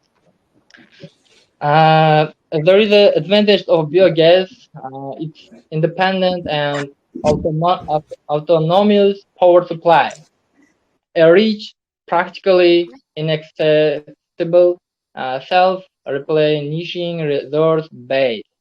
Biogas slurry is more effective as a fertilizer than non-fermented slurry. Instead of the usual disposal of organic waste, energy is produced and nutrients are used. Odor emission is reduced up to 80%.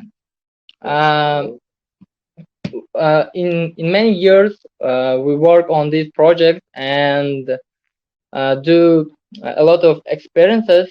And thank you for attention. That's all. Okay, thank you very much for your presentation. Are there any questions from the jury to the speakers? Yeah, I have a question. Do you have some working prototype? We did in another demonstration, but it was in Russian. And as I know, we cannot talk in Russian or demonstrate in Russian. That's why in the short period of time we did in English.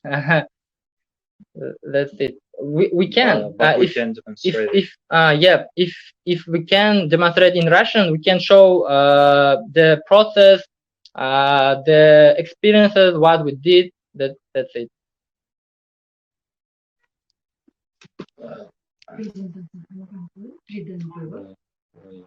I think it's better to ask organizers if the guys may or not. I think you could to show it in Russian. Yeah, okay, show us, please. Okay. We are going to.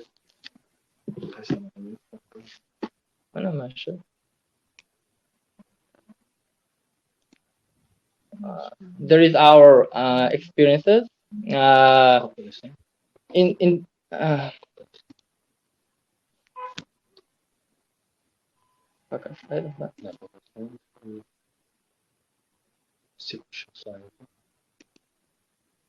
okay, we can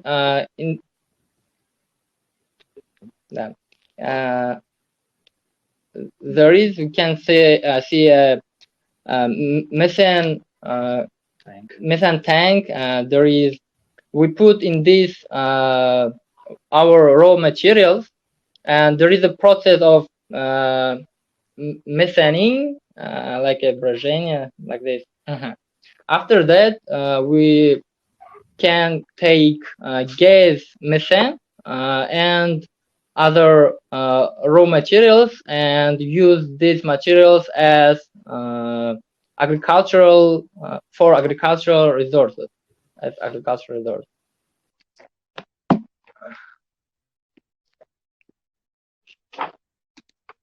And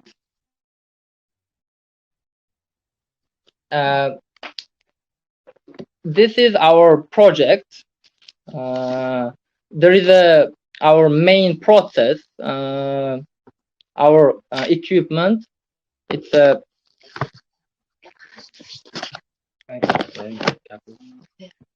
then laboratory testing. We carried out periodic mixing of the substrate in the digester, which ensured the effective and stable operation of the BSU.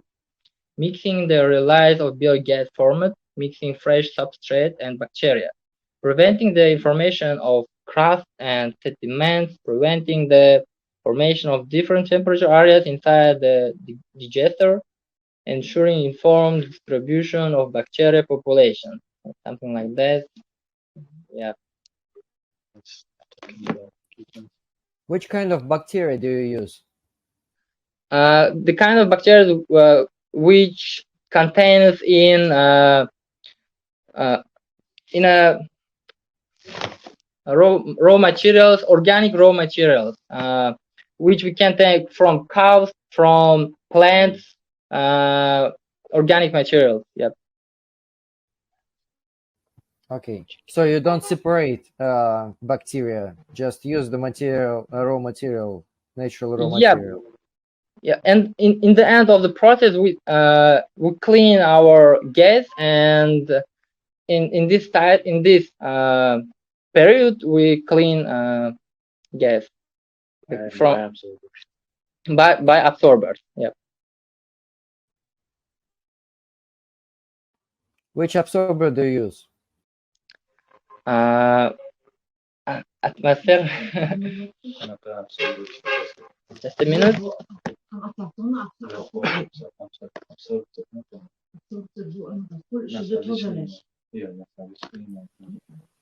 Пожалуйста, не разговаривайте, участнику сложно докладывать. Yeah. И помогать ему не надо тоже.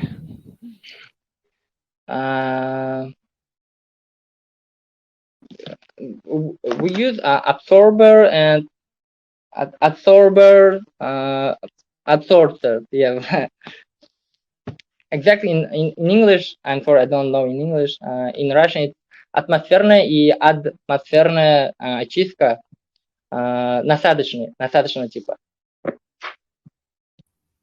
Okay. Okay. Thank you for your question. Do you have any questions? Okay. I think that there is no more questions. Let's go further. The next participant is from Russia, Ilya Shembelov.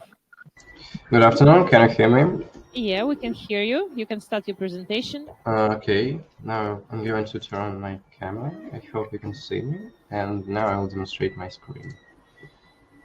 Just a minute.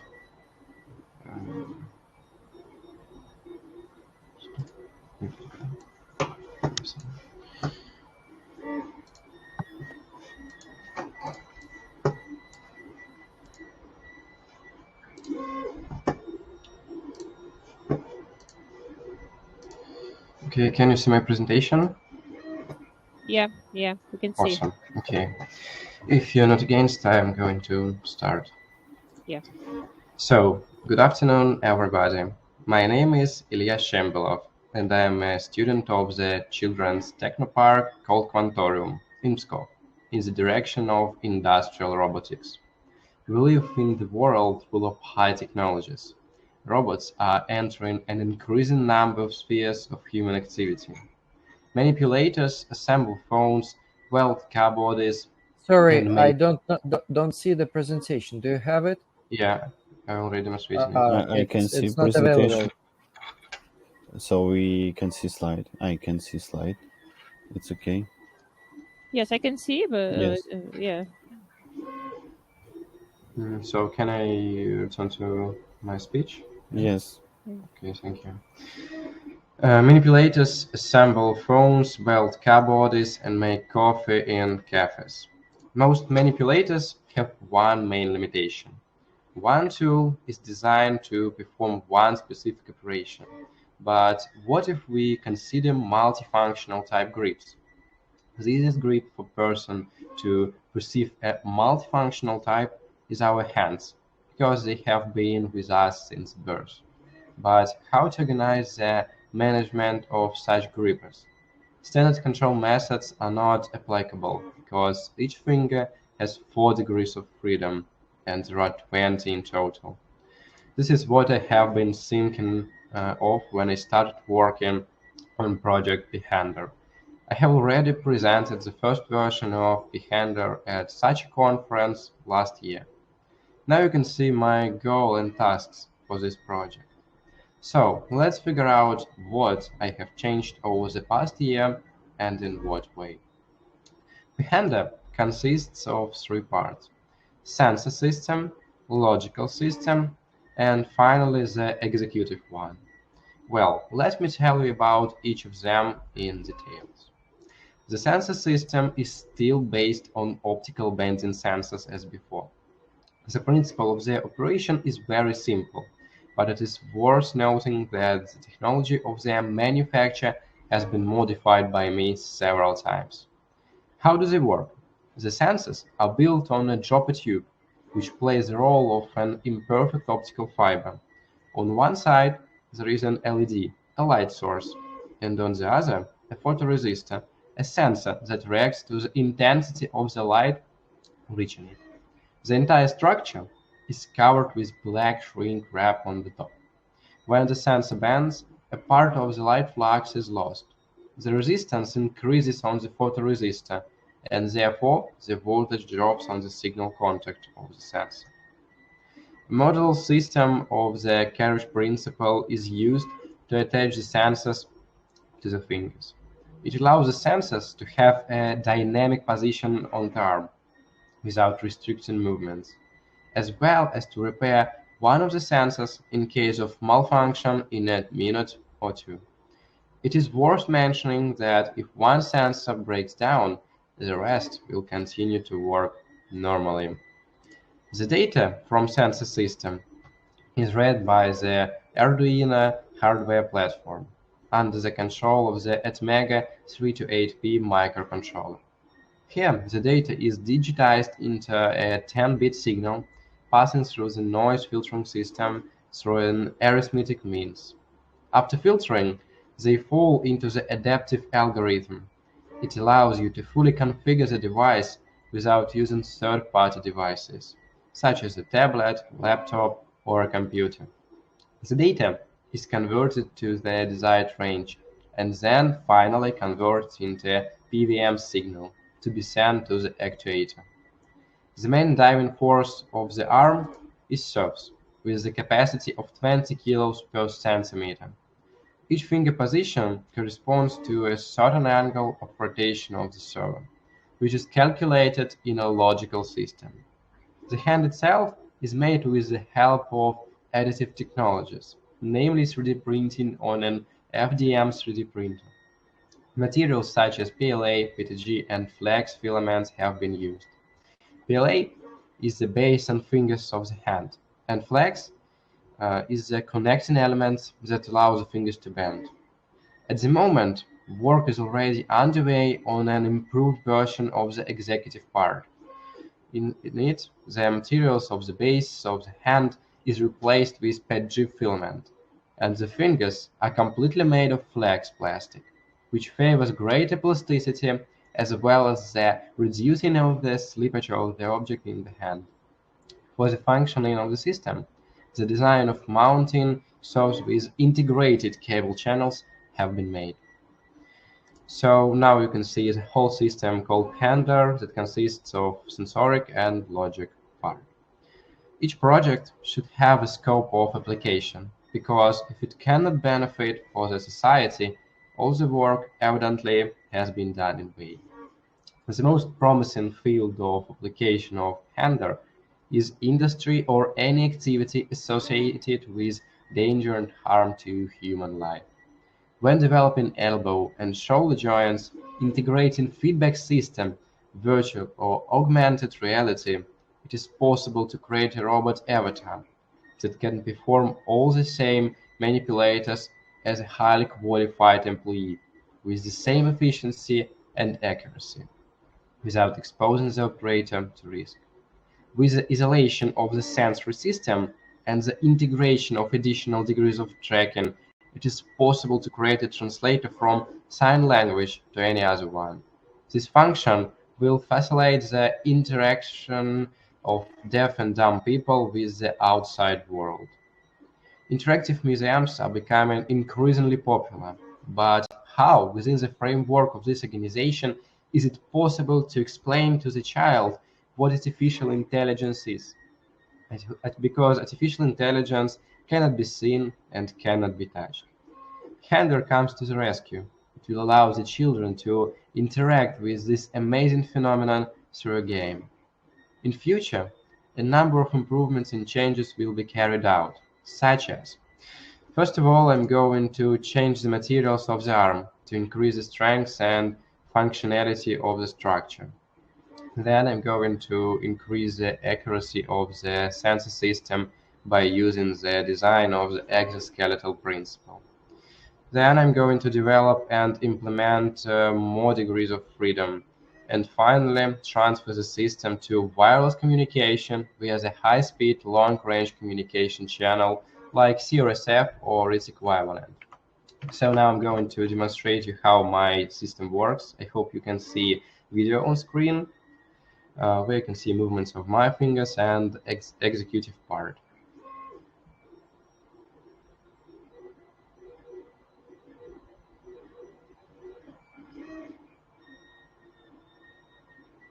Unfortunately, I can't show you it in real life because during the Russian offline conference in Moscow, it broke down.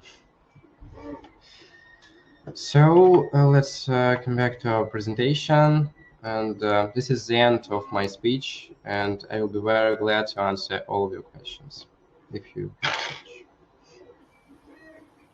Thank you very much for your presentation. Questions to Ilya?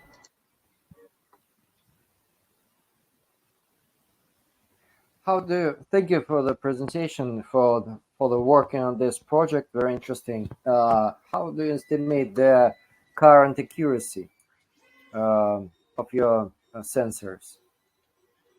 Or your system? Unfortunately, I can't understand what do you mean in your question. Thank you very much for your work. How do you estimate current accuracy of your system?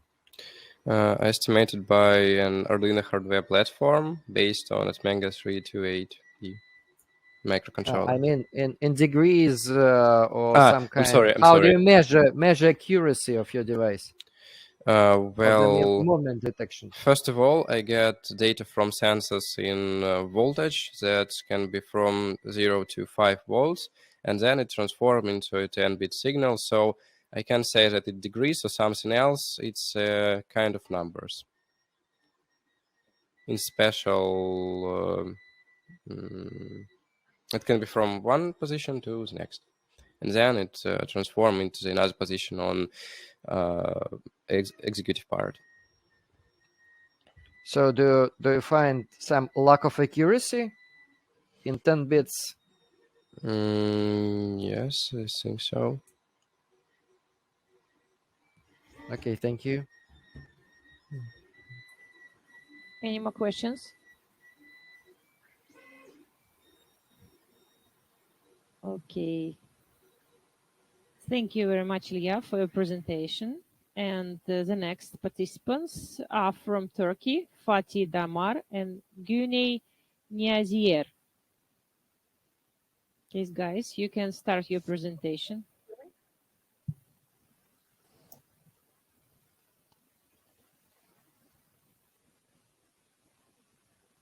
Yes, we can see your video. Can you hear me? Yes, I can hear you guys. Tamam, Güney'in açmış.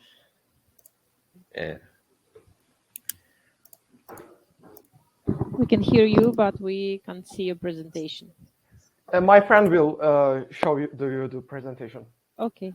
And he's probably working with it right now. Yes. Can you see the presentation? Yeah. Yes, we can see.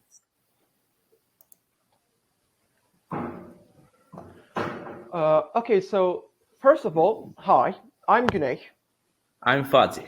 We will now introduce you to our project developing an intelligent electronic news system and its application for lung cancer diagnosis. Lung cancer accounts for 28% of cancer-related deaths. Diagnostic methods used for cancer are not very suitable for early detection of the disease as they are expensive and sometimes they miss tumors. Respiratory diseases, especially lung cancer, are usually diagnosed in its late stages either because of the absence of specific symptoms or because it can be confused with transient viral diseases, delaying the chance of a timely and effective treatment. Although electronic noses are practical and very useful, they are very expensive. The price of a single kit can vary between $80,000 and $30,000 depending on the area in which it is customized. However, mastering their use is not easy and the data is difficult to obtain. It is also a problem that most electronic nose kits are not portable and are generally not used by people other than researchers and professionals. There is need for a robust, user-friendly, fast, inexpensive, and reliable scanning procedure that can replace conventional methods. Considering these problems, in this project, a simple, inexpensive, portable eNOS system was designed by using VOC as breath biomarkers in order to distinguish the breath of lung cancer patients from healthy ones and to provide early diagnosis to patients. In line with this purpose, our goals are designing a simple, easy-to-use eNOS system, testing the measurement system by making experiments on gases and foods with the eNOS system, taking measurements in the system by preparing healthy and sick breath samples in the order to apply the eNOS system as a biosensor. And finally, to create a cancer prediction model with patient and healthy human data using support vector machine analysis. A typical human nose consists of 400 olfactory receptors, allowing us to distinguish more than 1 trillion scent types from each other. But most of you do not understand what kind of gases and how dense they are in the air we breathe. Gas sensors come into play. The basic gases that the MQ series sensors used in this project can detect are shown in the table.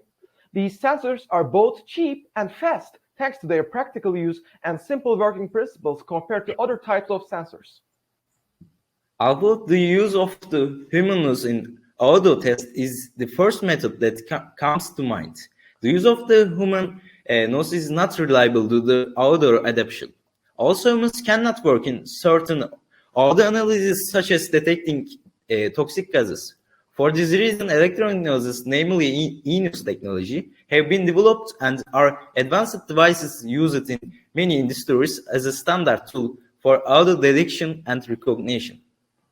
The perception of odor in the human nose is realized by receptor cells.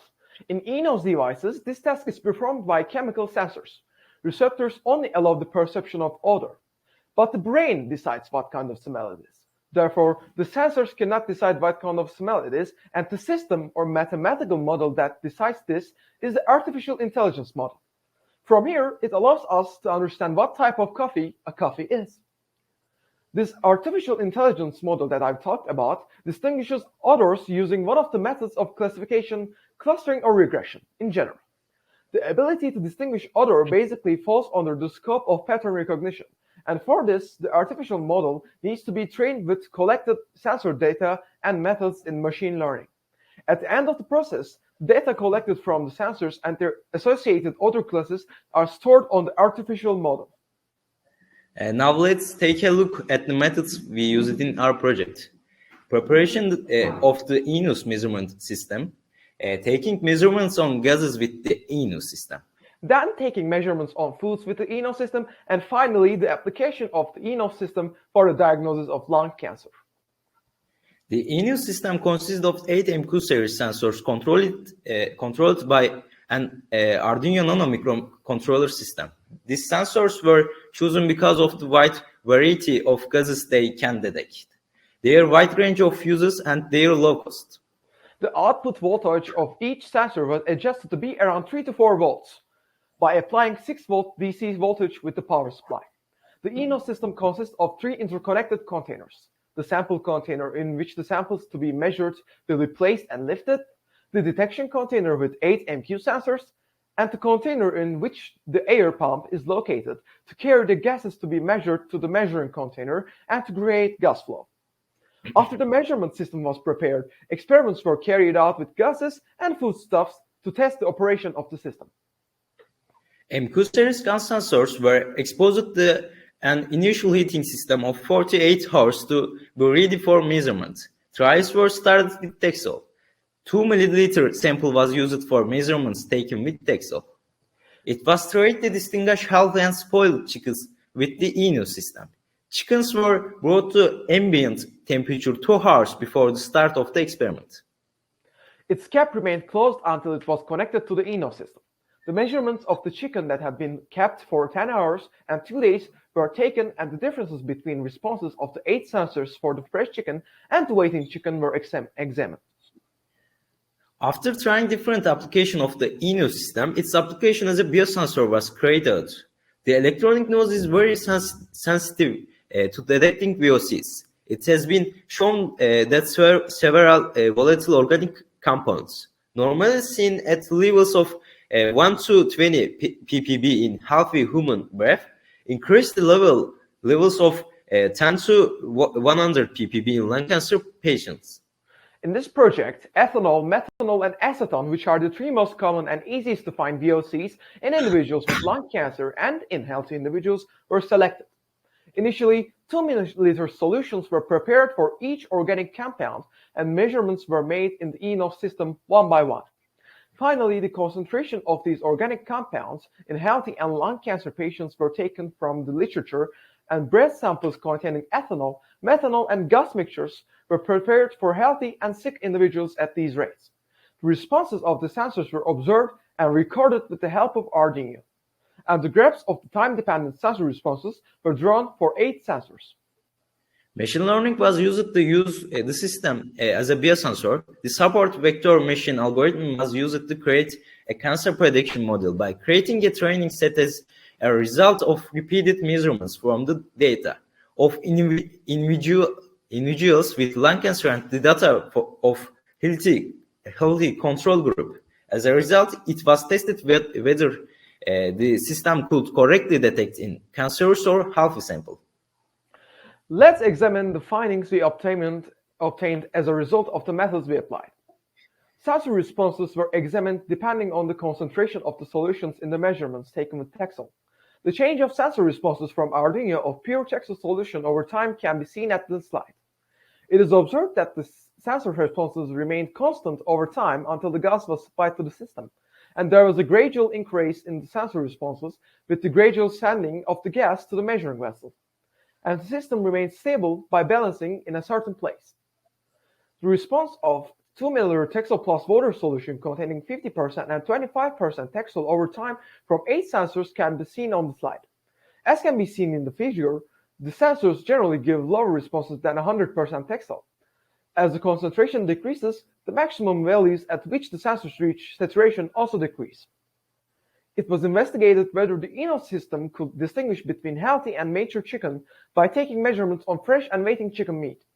Each measurement was repeated at least 3 times, and attention was paid to reproducibility and on the sensor responses. Fresh chicken measurements results are shown in the figure. As seen in the presentation, the sensor reacts very little to smell emanating from the chicken. Since the French chicken has not started to deteriorate yet, it is seen that all the sensors give similar response, remaining almost constant. After the fresh chicken measurements, the waiting chicken measurements were started in the figure. In the figure, the chance of the sensor responses of the chicken that was waited for 10 hours with Arduino according to the time is seen. Chicken meat was kept at room temperature for 2 days, and measurements were taken with ENOs. There was an increase in sensor response at the end of 2 days compared to chicken that was kept for 10 hours and fresh chicken. As seen in the figure, an increase of 200 units in the MQ5 sensor, 140 units in the MQ8 sensor, and 110 units in the MQ135 sensor was observed. We created the table in the presentation by researching the VOC values in breaths of healthy and sick people from the literature. In the literature, gas concentrations are given in ppb units. In order to be able to measure with these concentrations given in the ENO system, we converted the ppb value to micrograms per liters using the equation in the figure. Gases which are to total volume of the system for a healthy person are seen. After eating, the wall of the sample container was opened and the gas was allowed to circulate throughout the system with the help of an air pump. As you can see in the graphics, it has been observed that there is an increase in the sensors as the gas concentration entering the system increases in the sample of sick human breath. After we saw that we could distinguish healthy and sick people with the sensor we used, machine learning was used to use the system in diagnosis of lung cancer.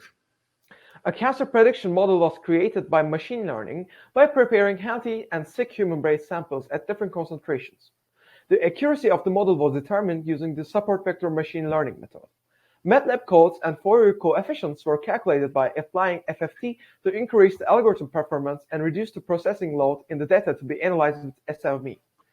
At the end of the examinations, it has been seen that the first 10 coefficients revealed the differences. Therefore, the support vector machine was trained with the first 10 coefficients for each data. A total of 21 were samples in the artificial intelligence algorithm. Experiments were made with various kernel functions in the SVM learning method, and the best accuracy rate was obtained in the linear function with 95.2%. The accuracy test results of 11 patients and 10 healthy samples are shown in the presentation.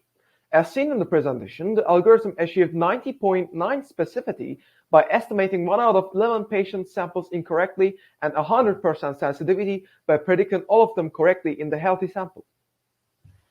In this project, a low-cost, easy-to-use, reliable and fast-yielding electronic news system was created using MQ series gas sensor, and we reached the result on the slide. The response of the proposed ENO system to alcohol-derived gases was examined. It was observed that the sensors gave the highest response to 100% textile solution. Measurements were taken on fresh and mature chicken meats. From the sensor responses, it was determined that the ENO system could distinguish between fresh chicken, chicken that waited for 10 hours, and chicken that waited for 2 days. It was observed that the electronic news system gave different sensor response for ethanol, methanol, and acetone when given individually or as a mixture. Machine learning was used in the diagnosis of lung cancer to make measurements more systematically, quickly, and effectively. A cancer prediction model was created by preparing healthy and sick human breast samples at different concentrations. A total of 21 birth samples were processed and the best accuracy rate of 95.2% was obtained in linear CVM. In the algorithm, it was determined that 10 healthy samples were detected correctly. Our suggestions to improve our project are by experimenting with different VOC gases. The number of gases used by the ENO system for diagnosis can be increased. Thus, asthma, COPD, and etc., which can be diagnosed by breathing, can also be used in diagnosis of diseases. By increasing the number of data, the accuracy of the algorithm can be increased. And finally, by determining the sensors and gases suitable for the disease to be diagnosed, the system can be developed in such a way that different diseases can be diagnosed at the same time. Advantages of our project: original, low-cost, reusable, simple and practical to use, give fast and accurate response. Thank you for listening to us. Do you have any questions? Yes, may I? Hello. Yes, Sergey from Russian Technological University. So on previous slide, you said that by increasing amount of data, yes, you can make your algorithm more accurate. Yes, increase accuracy of your algorithm. And my question is, by increasing accuracy of your algorithm, is there one opportunity to upgrade your project and upgrade the accuracy?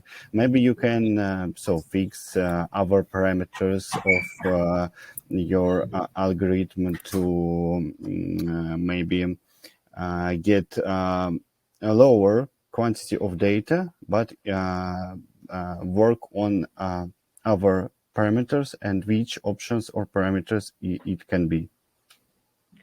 I'm sorry, I didn't understand the last part of the question. Can you repeat it, please? Okay, I can repeat. So we know that in machine learning algorithms, we can increase the amount of data. Yes, and there will be better accuracy. Yes. But if you lack of data, which parameters you can fix or look for these parameters to increase your algorithm? And the working principle of the support vector machine is basically we use the linear support vector machine. And the way it works is that we have a field and we have our data.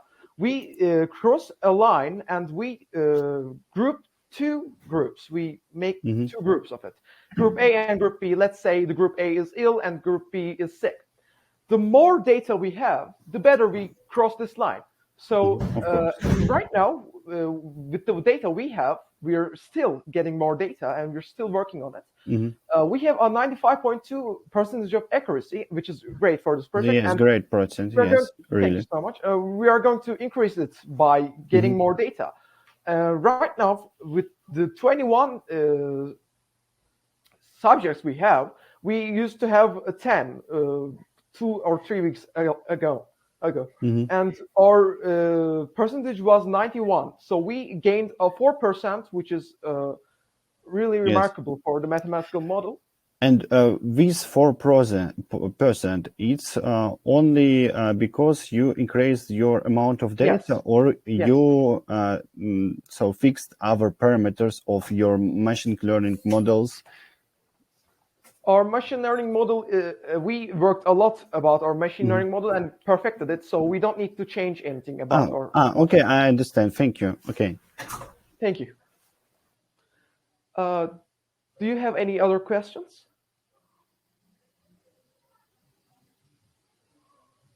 Yes, I have a question. Would you please explain what is biosensors and how does it work? Biosensors are sensors that used to gain data from anything biological. This might be organic compounds, it might be vegetables, animals, anything organic.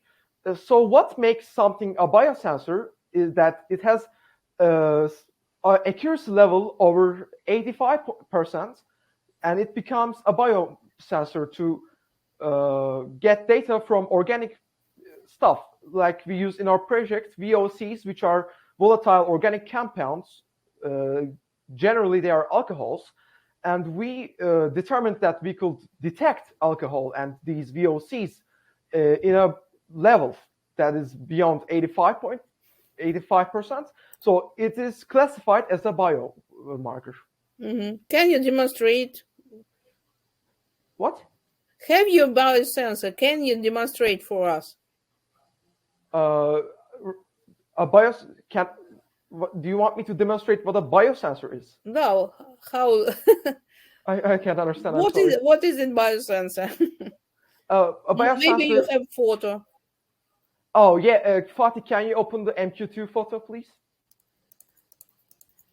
We're in the different cities, so I can't show you with my hands. Sorry. This is a biosensor, an MQ series sensor. To be specific, it's an MQ2 sensor, which can detect flammable gases. Okay, thank you. Thank you. Excuse me, how do you understand that this sensor have enough accuracy to detect lung disease? Yes, that's a great question. We have used micropipettes to make exact amounts of portions that are same in the human system, and we used, I think, first used Taxol. Can you open the Taxol folder, Fatih? By using Taxol and other gases separately and as mixtures, we used the sensors and determined that it was correct amount. It knows the correct amount. Interesting. Thank you. One thing I forgot to talk about was we saturated the gases with water to be more precise. Like we gathered data from the gases itself, and to make them harder to get data from, we saturated them with water, and we still could detect them. Okay, Thank you. Okay, thank you very much. Thank you for your presentation. Our next participant is from Russia, Dmitry Tumentsev.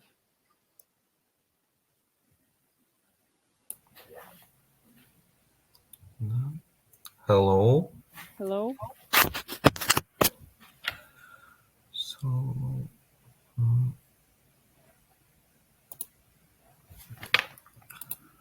You can start your presentation. okay. You can see can you see presentation? Yes, we can see. Yes, we can. Okay. So, hello. My name is Tumentsev Dmitry Alexandrovich. I'm the student of school number 104 of Chelyabinsk. I present the project manufacture of a device for determining the strength of carbon fiber. Please switch on your full screen mode. This is the full screen. We can see full screen because you have different screens for full screen and PowerPoint editor mode. So you can turn on full screen mode for demonstrating or switch to full screen PowerPoint window.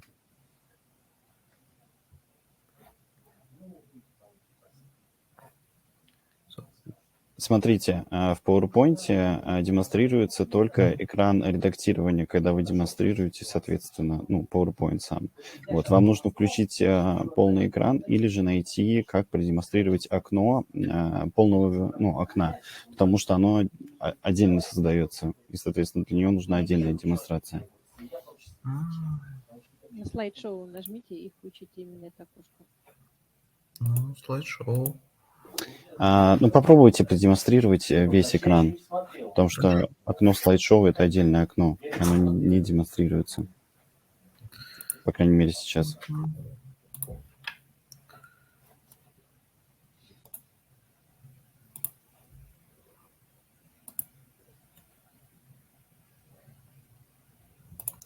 Так, сейчас, наверное, должно быть видно.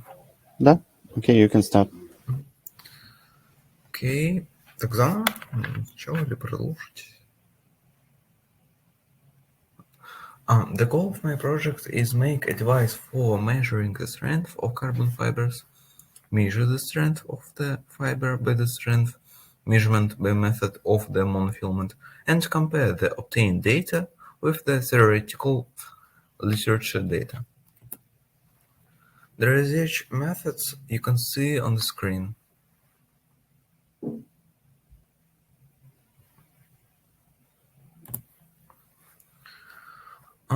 This assumed that a device that determines the strength of carbon fiber by the method of filament will give more accurate indications of fiber strength than the fiber bundle method.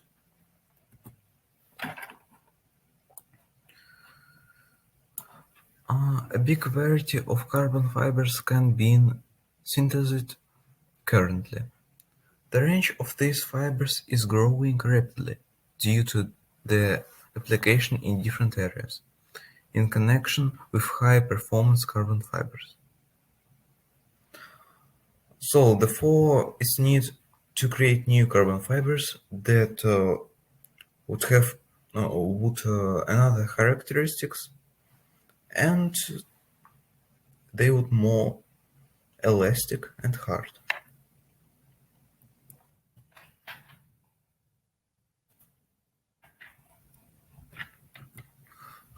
The most reliable data on the strength of carbon fiber can be obtained by determining the strength of monofilament fiber under study. But now is used method of carbon bundle, where people identify the hardness of the bundle of carbons. I think this method is not very accurate because we understand the hardness of all fibers, and some fibers can be damaged and all the hardness of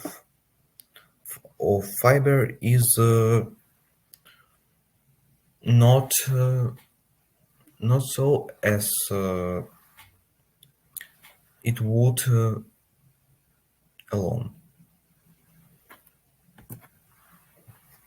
Manufacturing samples of carbon fibers to determine the strength of monofilament has been performed in accordance with the requirements of GOST.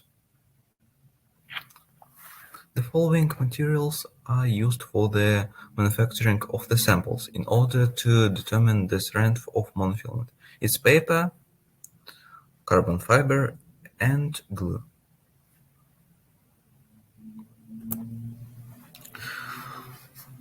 Frames were cut out of paper with a size of 6 on 1.5 centimeters and internal opening of 2 on 0.5 centimeters, as shown in the photo.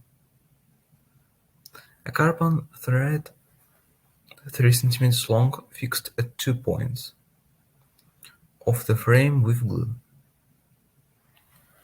Now the sample is ready and 18 samples were made. Electronic scales were attached to the base of laminate with the help of a tie from sheet of brass, a bolt with nut, with a diameter of 3 mm, and self-tapping screws. Same method, a motor was connected to laminate.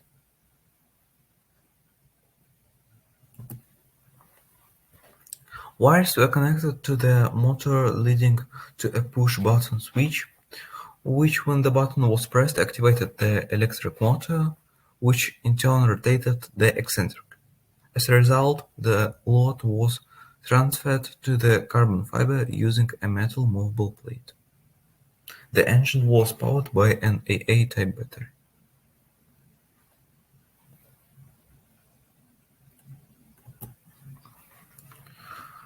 So you can see a table where there is the hardness of fibers in 10 researchers. The hardest fiber was in sample number 8. It kept more than 33 grams. The average hardness of all fibers is 19 grams. On this table you can see these results in kilograms on millimeter square and in gigapascals.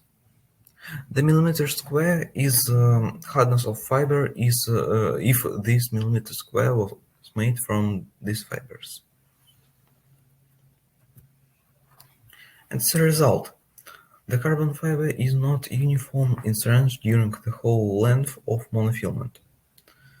On monofilament segments, the strength of which exceeds the average value by 1.7 times and reaches, according to our measurement, nearly 9.6 gigapascals. The manufactured device makes it possible to carry out comparative studies of the strength of carbon monofilament. It's shown that the average value of the strength of the studied carbon fiber calculated over 10 tests. Average is 5.55 gigapascals and is comparable with the literature data. It's near 5.9 gigapascals of carbon fiber produced by the company Toray, that's in Japan. Thank you for your attention. Ready to answer your questions.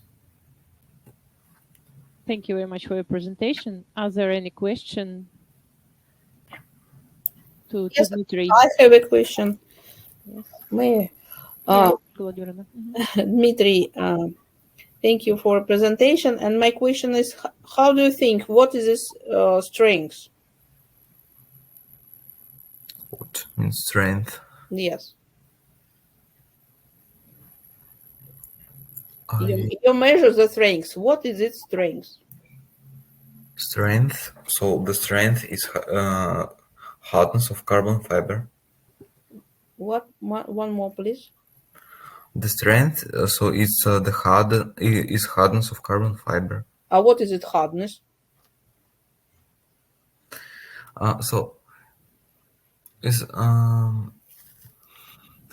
So the hardness of carbon fiber is which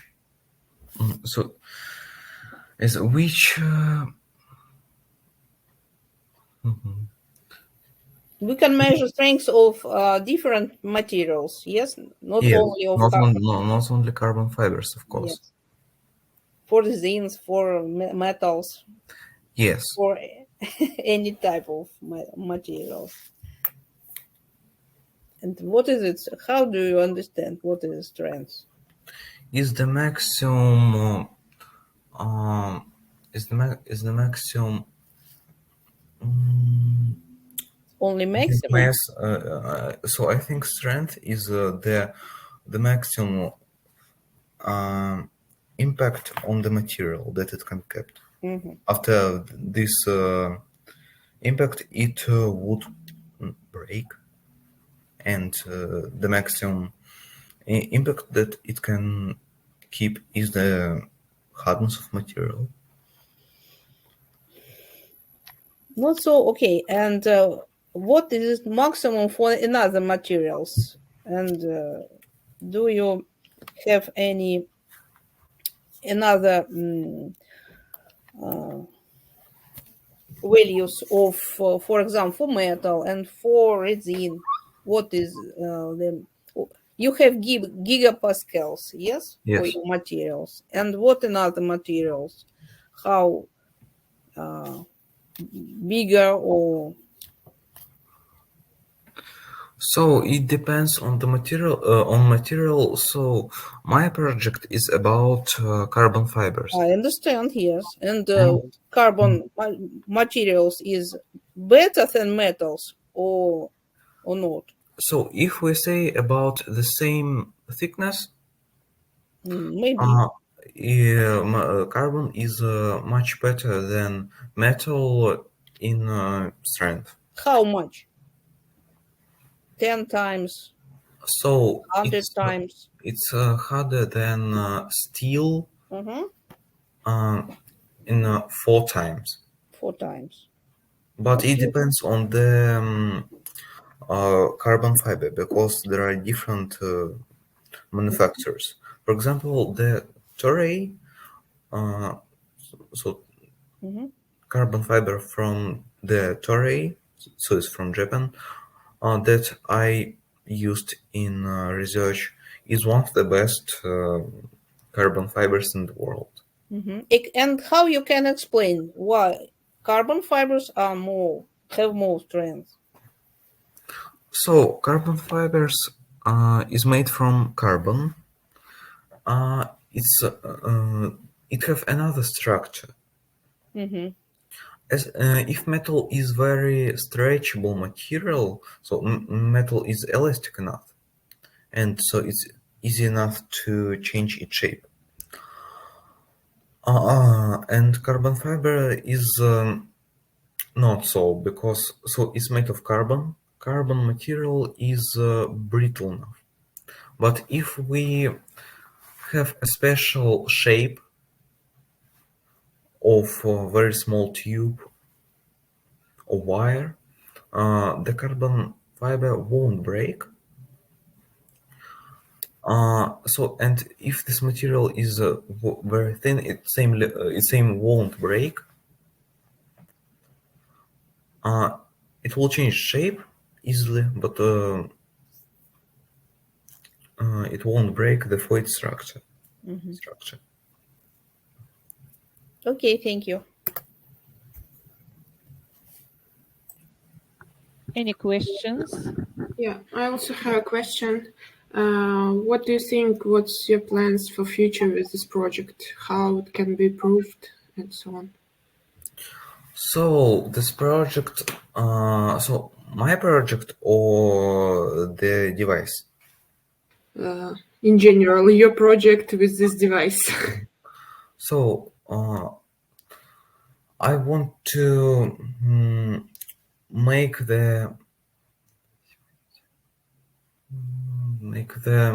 project about with this device, but I want to understand the hardness, the hardness and so the strength of carbon fiber, and simply understand the structure of carbon fiber, and then determine the depend of strength of carbon fiber and its structure. Use special devices. For example, electronic microscope or others. Okay, thank you. Dmitry, thank you very much for your presentation. Our next participants are the team from Turkey, Hussein Oguz, Göktuğ Koça, and Arda Derici.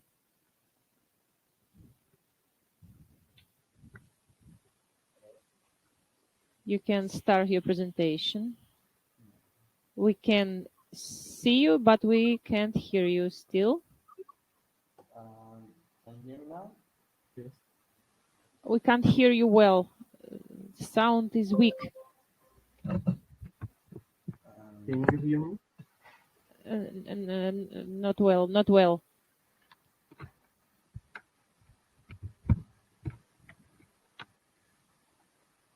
Can you hear me? Yes, we can, but not very well. Our connection is not really good, so we try to speak louder. So. Yes, if you could please speak louder a bit. Okay. So, my name is Göktuğ Koça. My name is Hüseyin Batman. Our project name is Göktuğ Armored Autonomous Helicopter that can attack using image processing techniques. This is our presentation plan.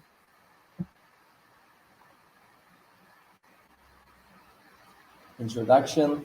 Unmanned vehicles are technological vehicles that do not contain any human elements. UAVs in the category of unmanned vehicles consist of electronic and witness systems. However, the fact that these UAVs are not national and imported to may pose great threats to the defense industry for countries. Report. It is aiming to design an autonomous helicopter for all countries that can be used in national defense, can perform area scanning, target detection, and attack to determine target. It has been determined whether there is a system similar to the project by scanning the literature. Before the design and software of the helicopter was made, an interview was held with a military pilot. The differences between the helicopter to be developed and the other system were determined, and information about the usability of the system was obtained. In addition to these, interviews were held with institutions producing helicopters. Project contraction steps. First, designing the helicopter. Second, building the helicopter. Third, coding the helicopter. Fourth, testing the helicopter. The materials we use in our project: ESC, engines and propellers, servo motor, LiPo battery, camera, Raspberry Pi, and Pixel. Findings. First, design of the helicopter. Second, autonomous operation system of the helicopter. Third, coding of the helicopter. Design of the helicopter, front view of the helicopter. Autonomous operation order of the autonomous attack helicopter for mission 1. We have receiving image progressing data and we start flight. Then we process the data from camera and we have the if comment and the answer is no.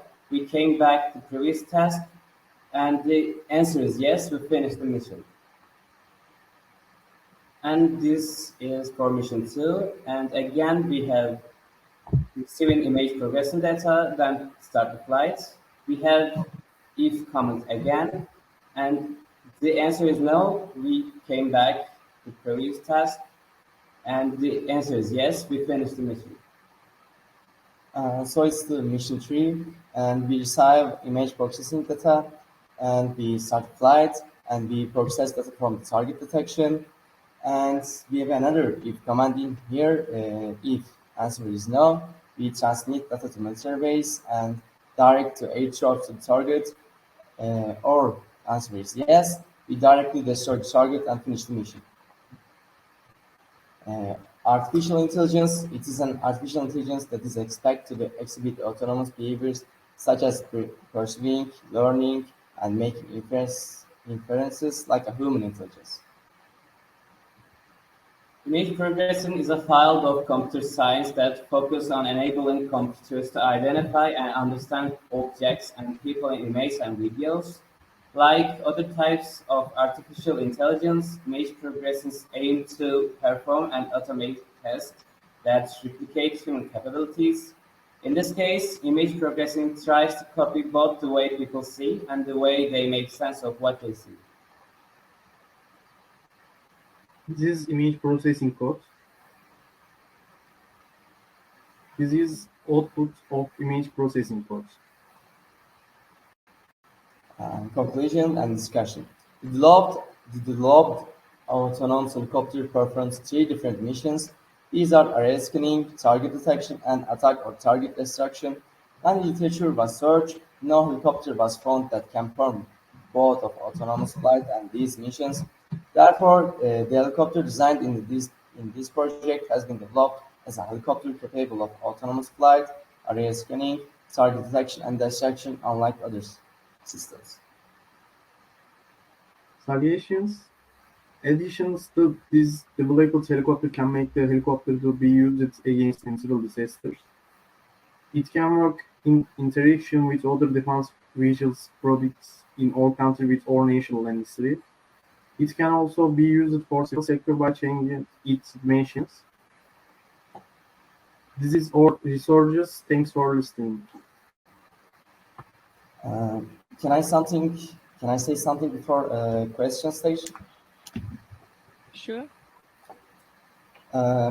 Firstly, our project isn't just a helicopter. Helicopter is made by materials we wrote. It's just for a system, not a program. Our project is a helicopters program, and so we can use this program for another flying systems or something like that, and that is one of the things that other systems or programs can't do that. So, yeah, that's all. Okay, thank you. Are there any questions to our participants from Turkey? Yeah, I have a question. Thank you for your presentation. So, as I understand, your main novelty is software that are able to install, that might be installed in other devices. So it's image recognition software. Yeah. Yeah, and so what's the difference between? I mean, there are a lot of image recognition software in the market. What is the advantage of yours research? Our project is planned to use it in warfields, but other projects are not made for warfields. They are usually made for security systems like shopping center or something like that. And our systems use processing data in ground base and not in helicopter. So we can take data from our helicopter, and if it destroys, we don't lose any data. We can save it from ground station, which we processing all the images for detecting targets or creating a map. Okay, thank you. Any questions from the jury?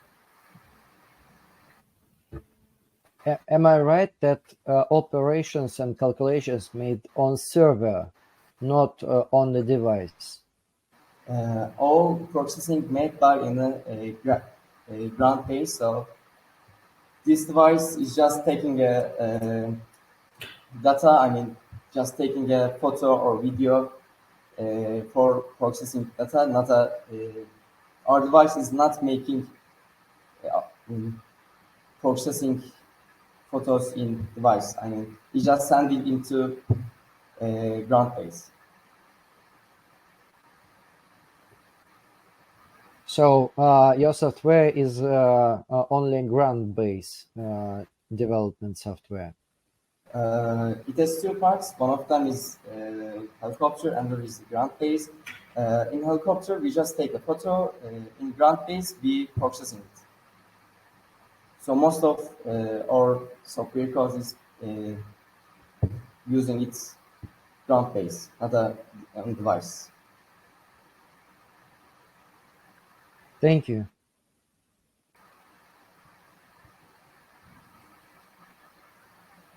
Okay, thank you very much for your presentation. And dear jury, we have two more projects to evaluate. The next one is Nikita Lembrik from Russia.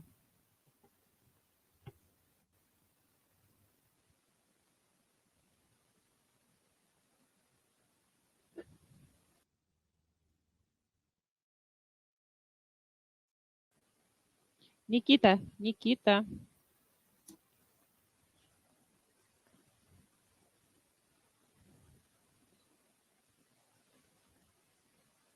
Can you hear me, Nikita? He's in the list, but he can't hear me. I don't know why. And we have Mahina Khaliboyeva. Maybe she can hear me. I'm here. Okay. Can you see me? Yeah, we can hear you. You can start your presentation. We can see you. Окей. Так, показать экран. Весь экран. Так. Can you see? Yes. We can see your presentation and Да, presentation. Can you see the presentation? Yeah.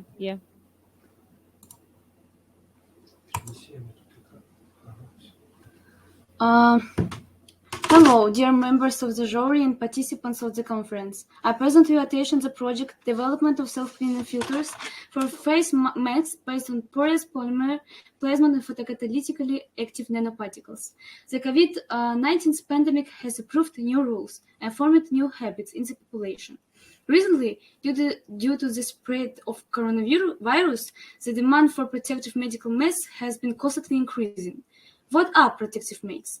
How appropriate and effective is their use? How the protective properties of masks change from different temperatures of the materials from which they are made of?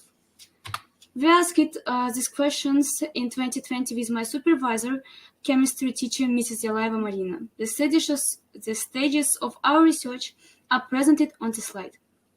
As a result of the study, we found out that to protect against viruses and microbes, it is necessary to use fabrics that have low thermal conductivity.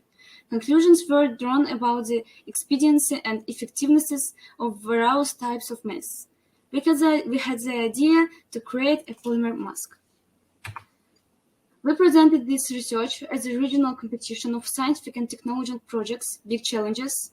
The work was approved by the jury, and I conducted further research on the topic as part of the team led by Mrs. Bondarenko Anna and Mrs. Gril Ksenia at the Serious Educational Center in Sochi, the direction of nanotechnology.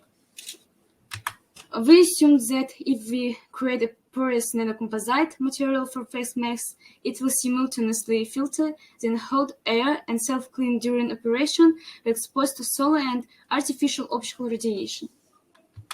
The goal of our project is to develop self-cleaning filters for face masks based on porous polymer, plasmon, and photocatalytically active nanoparticles.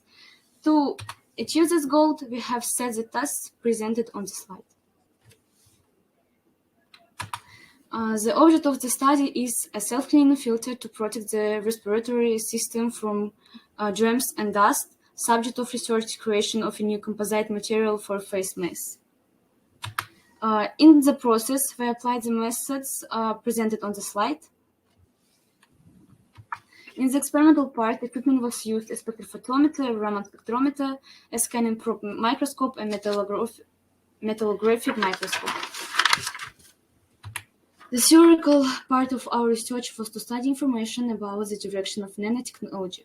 We found out that the search for new materials for face masks that have not only filtering but sterilizing properties is an urgent area of scientific research. Therefore, in the process of research, we had the idea to create a material from a polymer nanocomposite that contains a polymer matrix with nanoparticles distributed over it. The practical part of the work was divided into 3 main stages. Stage number 1 consists in the selection of the composition of the filter component.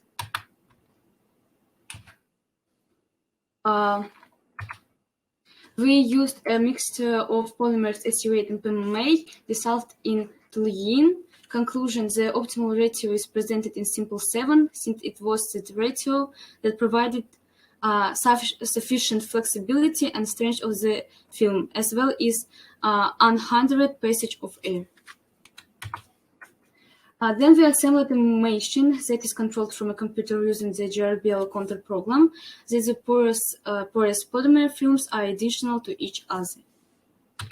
For current PMI to annealing and photodegradation were performed for Siemens under UV wavelengths of 254 nanometers.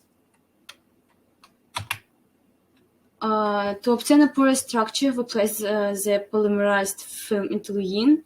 Next, we studied the surface of the resultant polymer on the FM and confirmed that pores had formed in the film. The goal of the next stage was to create sterilizing components. To obtain titanium dioxide, a hydrothermal method was used, which consists of 3 stages presented on the slide.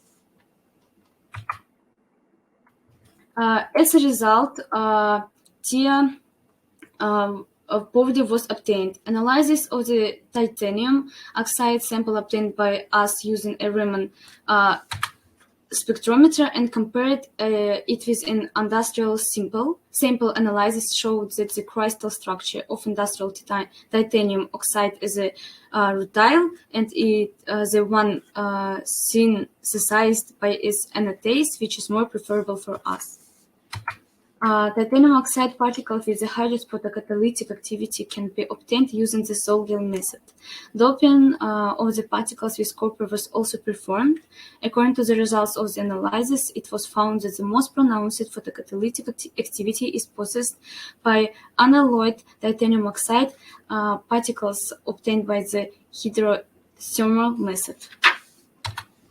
As the next stage, we obtained colloidal silver solution stabilized with sodium citrate, modeled that extinction spectra, and compared them with the results of an experimental study of solutions on the spectrophotometer. Next, we tested the stabilizing properties of silver nanoparticles with different concentrations. The analyte was methylene blue. The sample with the concentrations of 100 microliters turned out to be the best in terms of properties. The next step was to combine the material obtained. 3 methods were used for the introduction of nanoparticles: spraying with a spray gun, coating with a finished film, and the introduction of particles into the polymer before distributions on the substrate. Conclusion: the best method is spraying before purification. Next, we modeled the system for checking the bactericidal properties of the filter and the holders necessary for it, which we printed on a 3D printer. We took organic molecules of Elmond's reagent and Bacillus subtilis bacteria as analytes. We studied biosensors using Raman spectroscopy. Result: after burrowing through the mask, dirt was found on the substrate. To test our hypothesis, we have grown a column of Bacillus bacteria. To obtain bacterial colony, we use the following technique presented on the slide. According to the results of the analysis of bacteria on an optical microscope, it was found their size is approximately 3 microns. We have assembled a system to test the permeability of porous polymer films. As a result of testing the permeability of the developed filter on the prototype, based on it, was found that unlike a conventional medical mass, particles with the size of 100 nanometers in bacterial suspension don't pass through them. Then we made flushes from the mask and the prototype. According to the results of the analysis, bacteria remained on the underside of the standard mask, and the prototype containing the filter from the standard mask after exposure to the spotlight.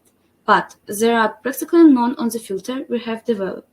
After exposure to daylight, only bacteria remained on the standard mask. The number on the filter and prototype is negligible. Conclusion: thus, it can be concluded that the developed material exhibits sterilizing properties when exposed to light. The final stage of our project was its economic calculation. We have calculated all the cost elements of the components of the project and the profits that can be obtained if this project is implemented.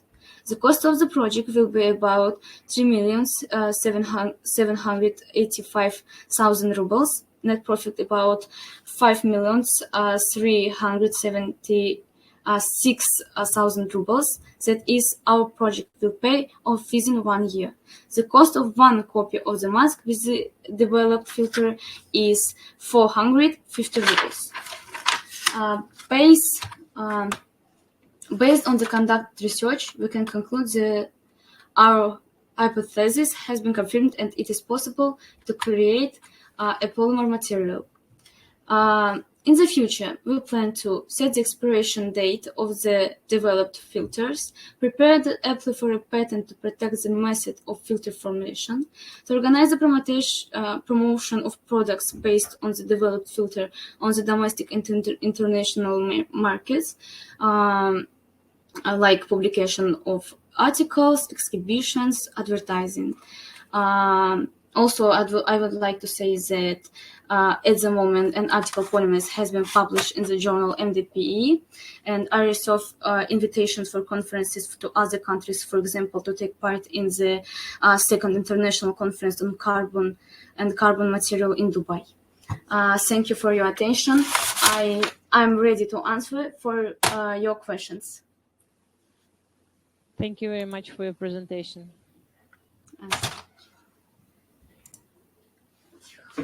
Thank you for your presentation. I have a short question. What's your personal contribution to the project? I can't hear you. Can you hear me? Yes. Yeah. Okay. So, what's your personal contribution to the project?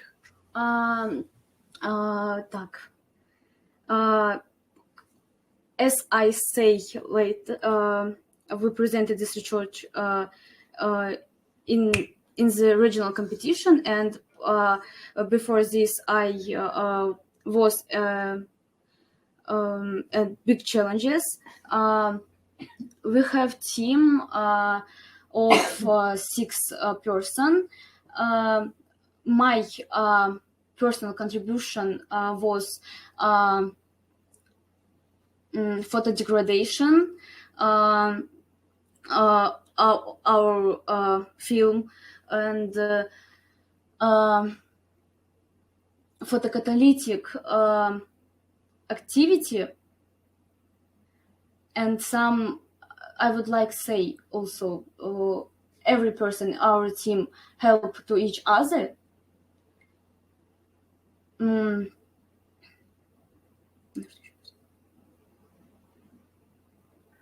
Yeah, okay, thank you. And what's your plans for the future with this project?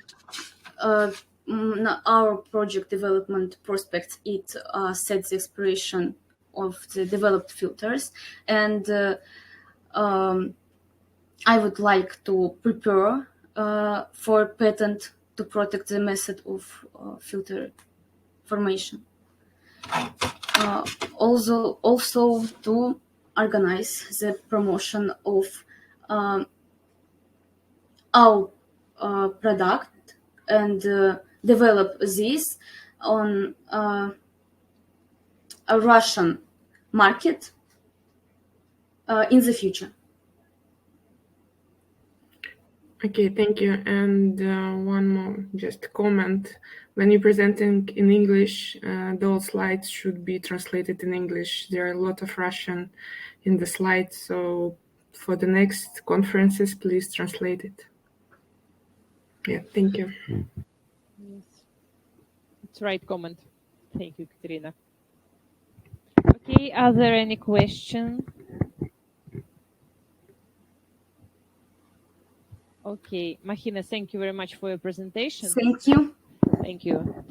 And the last but not least participant is Nikita Lembrik. We'll try to reach him. Nikita, are you with us? Do you hear me? Yes, we can hear you. Yeah, great. You can start your presentation.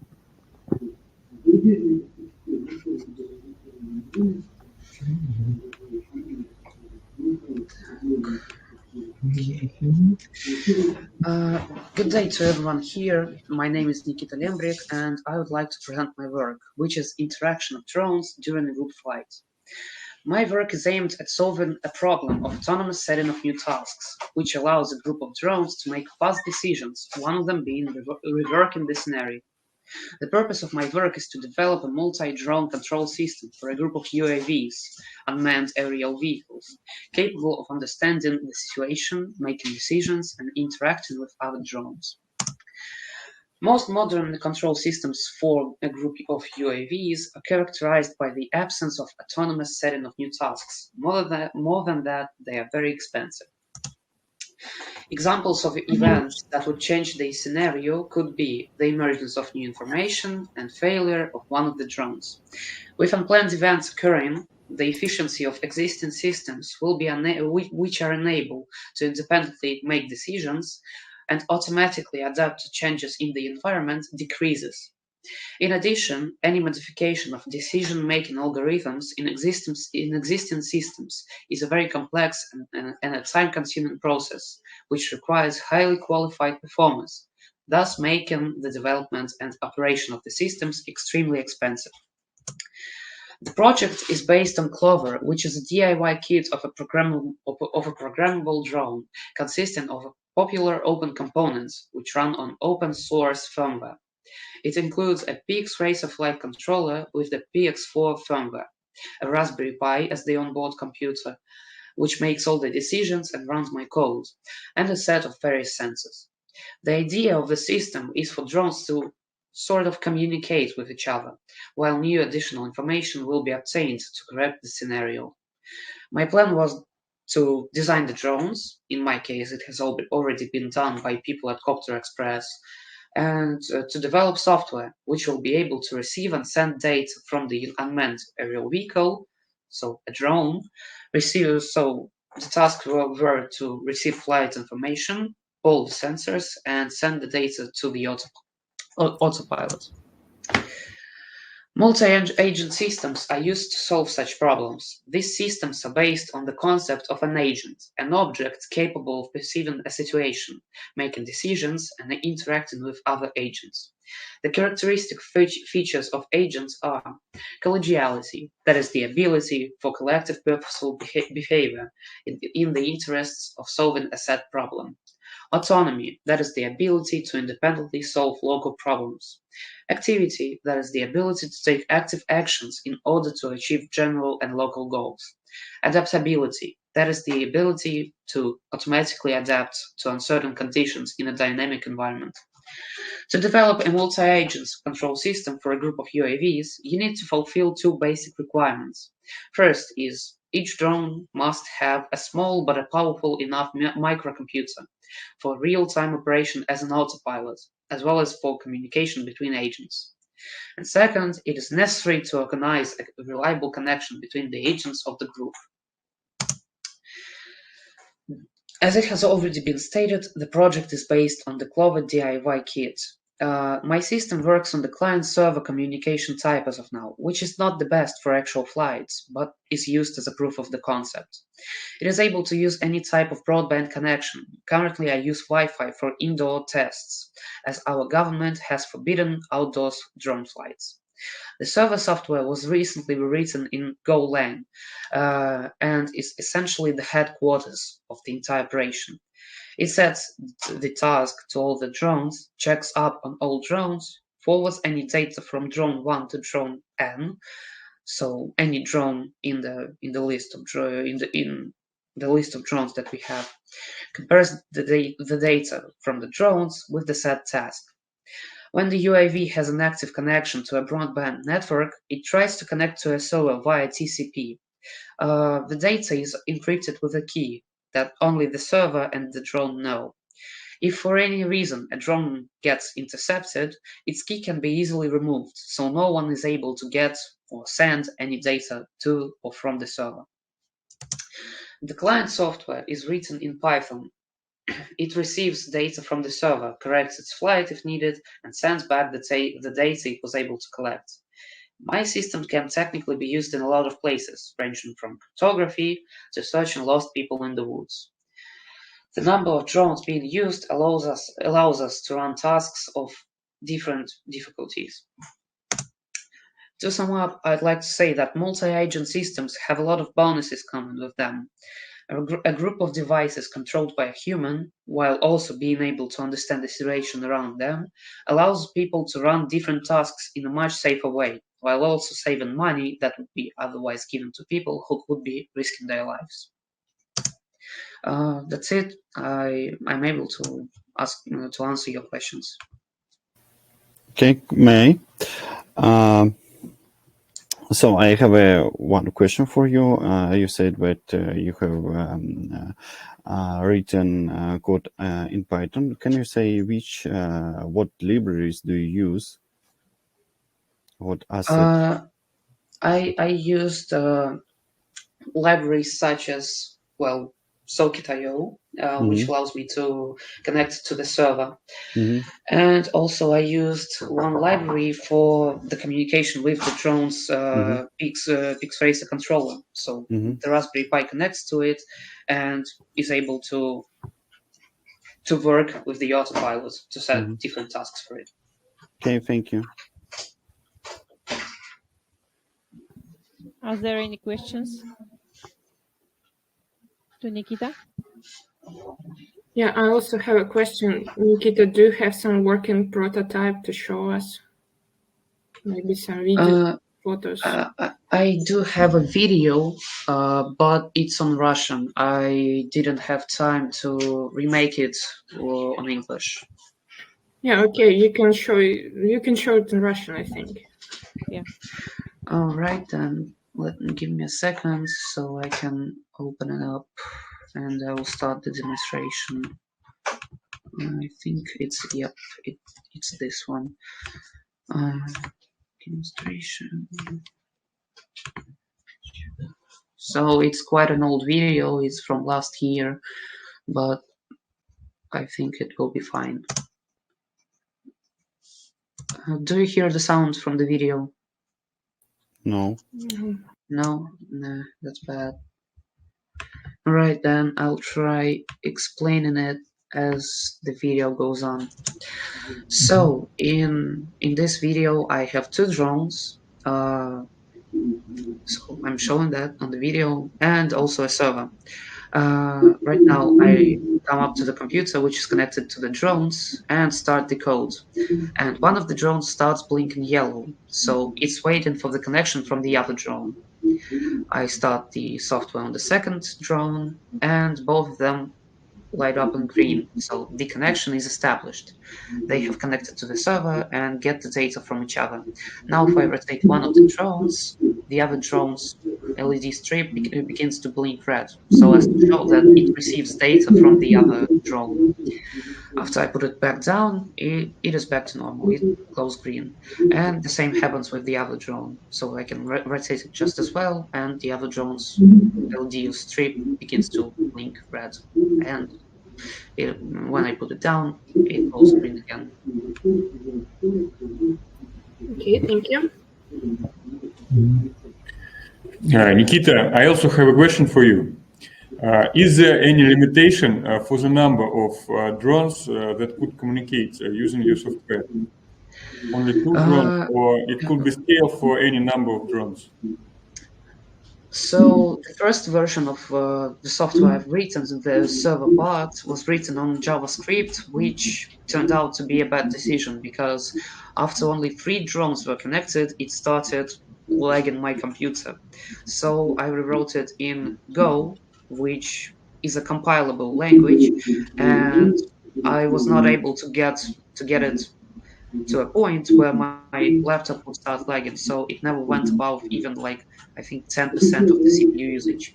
So I was able to connect 10 drones without any code modifications, and it didn't use up resources as much as the old code did.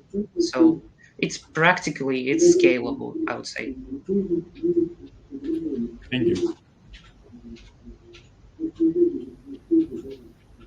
Are there any questions? Okay, I think we can finish our meeting for today. Никита, спасибо большое. Спасибо вам тоже. Thank you very much for your questions. Ну что, уважаемый жюри, мы на сегодня закончили. Можем перейти на русский язык. Спасибо всем большое за работу, за вопросы. Прошу всех заполнить экспертную карту. Я думаю, что в пятницу мы сможем с вами обсудить уже награды победителей. Сразу, наверное, секцию Formal Sciences и Engineering. Вы возражаете? Потому что коллеги и там работают. У меня вопрос. Нужно эту карту вот на одного участника заполнить? Не, на каждого. Ну, то есть на каждого, чтобы мы понимали, какой балл у каждого человека. На каждого карты и отправить, да? Да, но она электронная, там будете выбирать. Я просто все это в табличку Excel сведется, и мы с вами по баллам уже посмотрим, кто какое место занимает, по вашему мнению жюри. И в пятницу, я думаю, что обсудим, потому что завтра будут секции работать, послезавтра, а в пятницу сможем уже подвести итоги. Согласуем время в группе WhatsApp, чтобы всем было удобно. Я думаю, что это будет ненадолго, не больше получаса, час максимум обсуждения. Хорошо, спасибо. Спасибо. Спасибо. До свидания. Спасибо. До свидания. До свидания.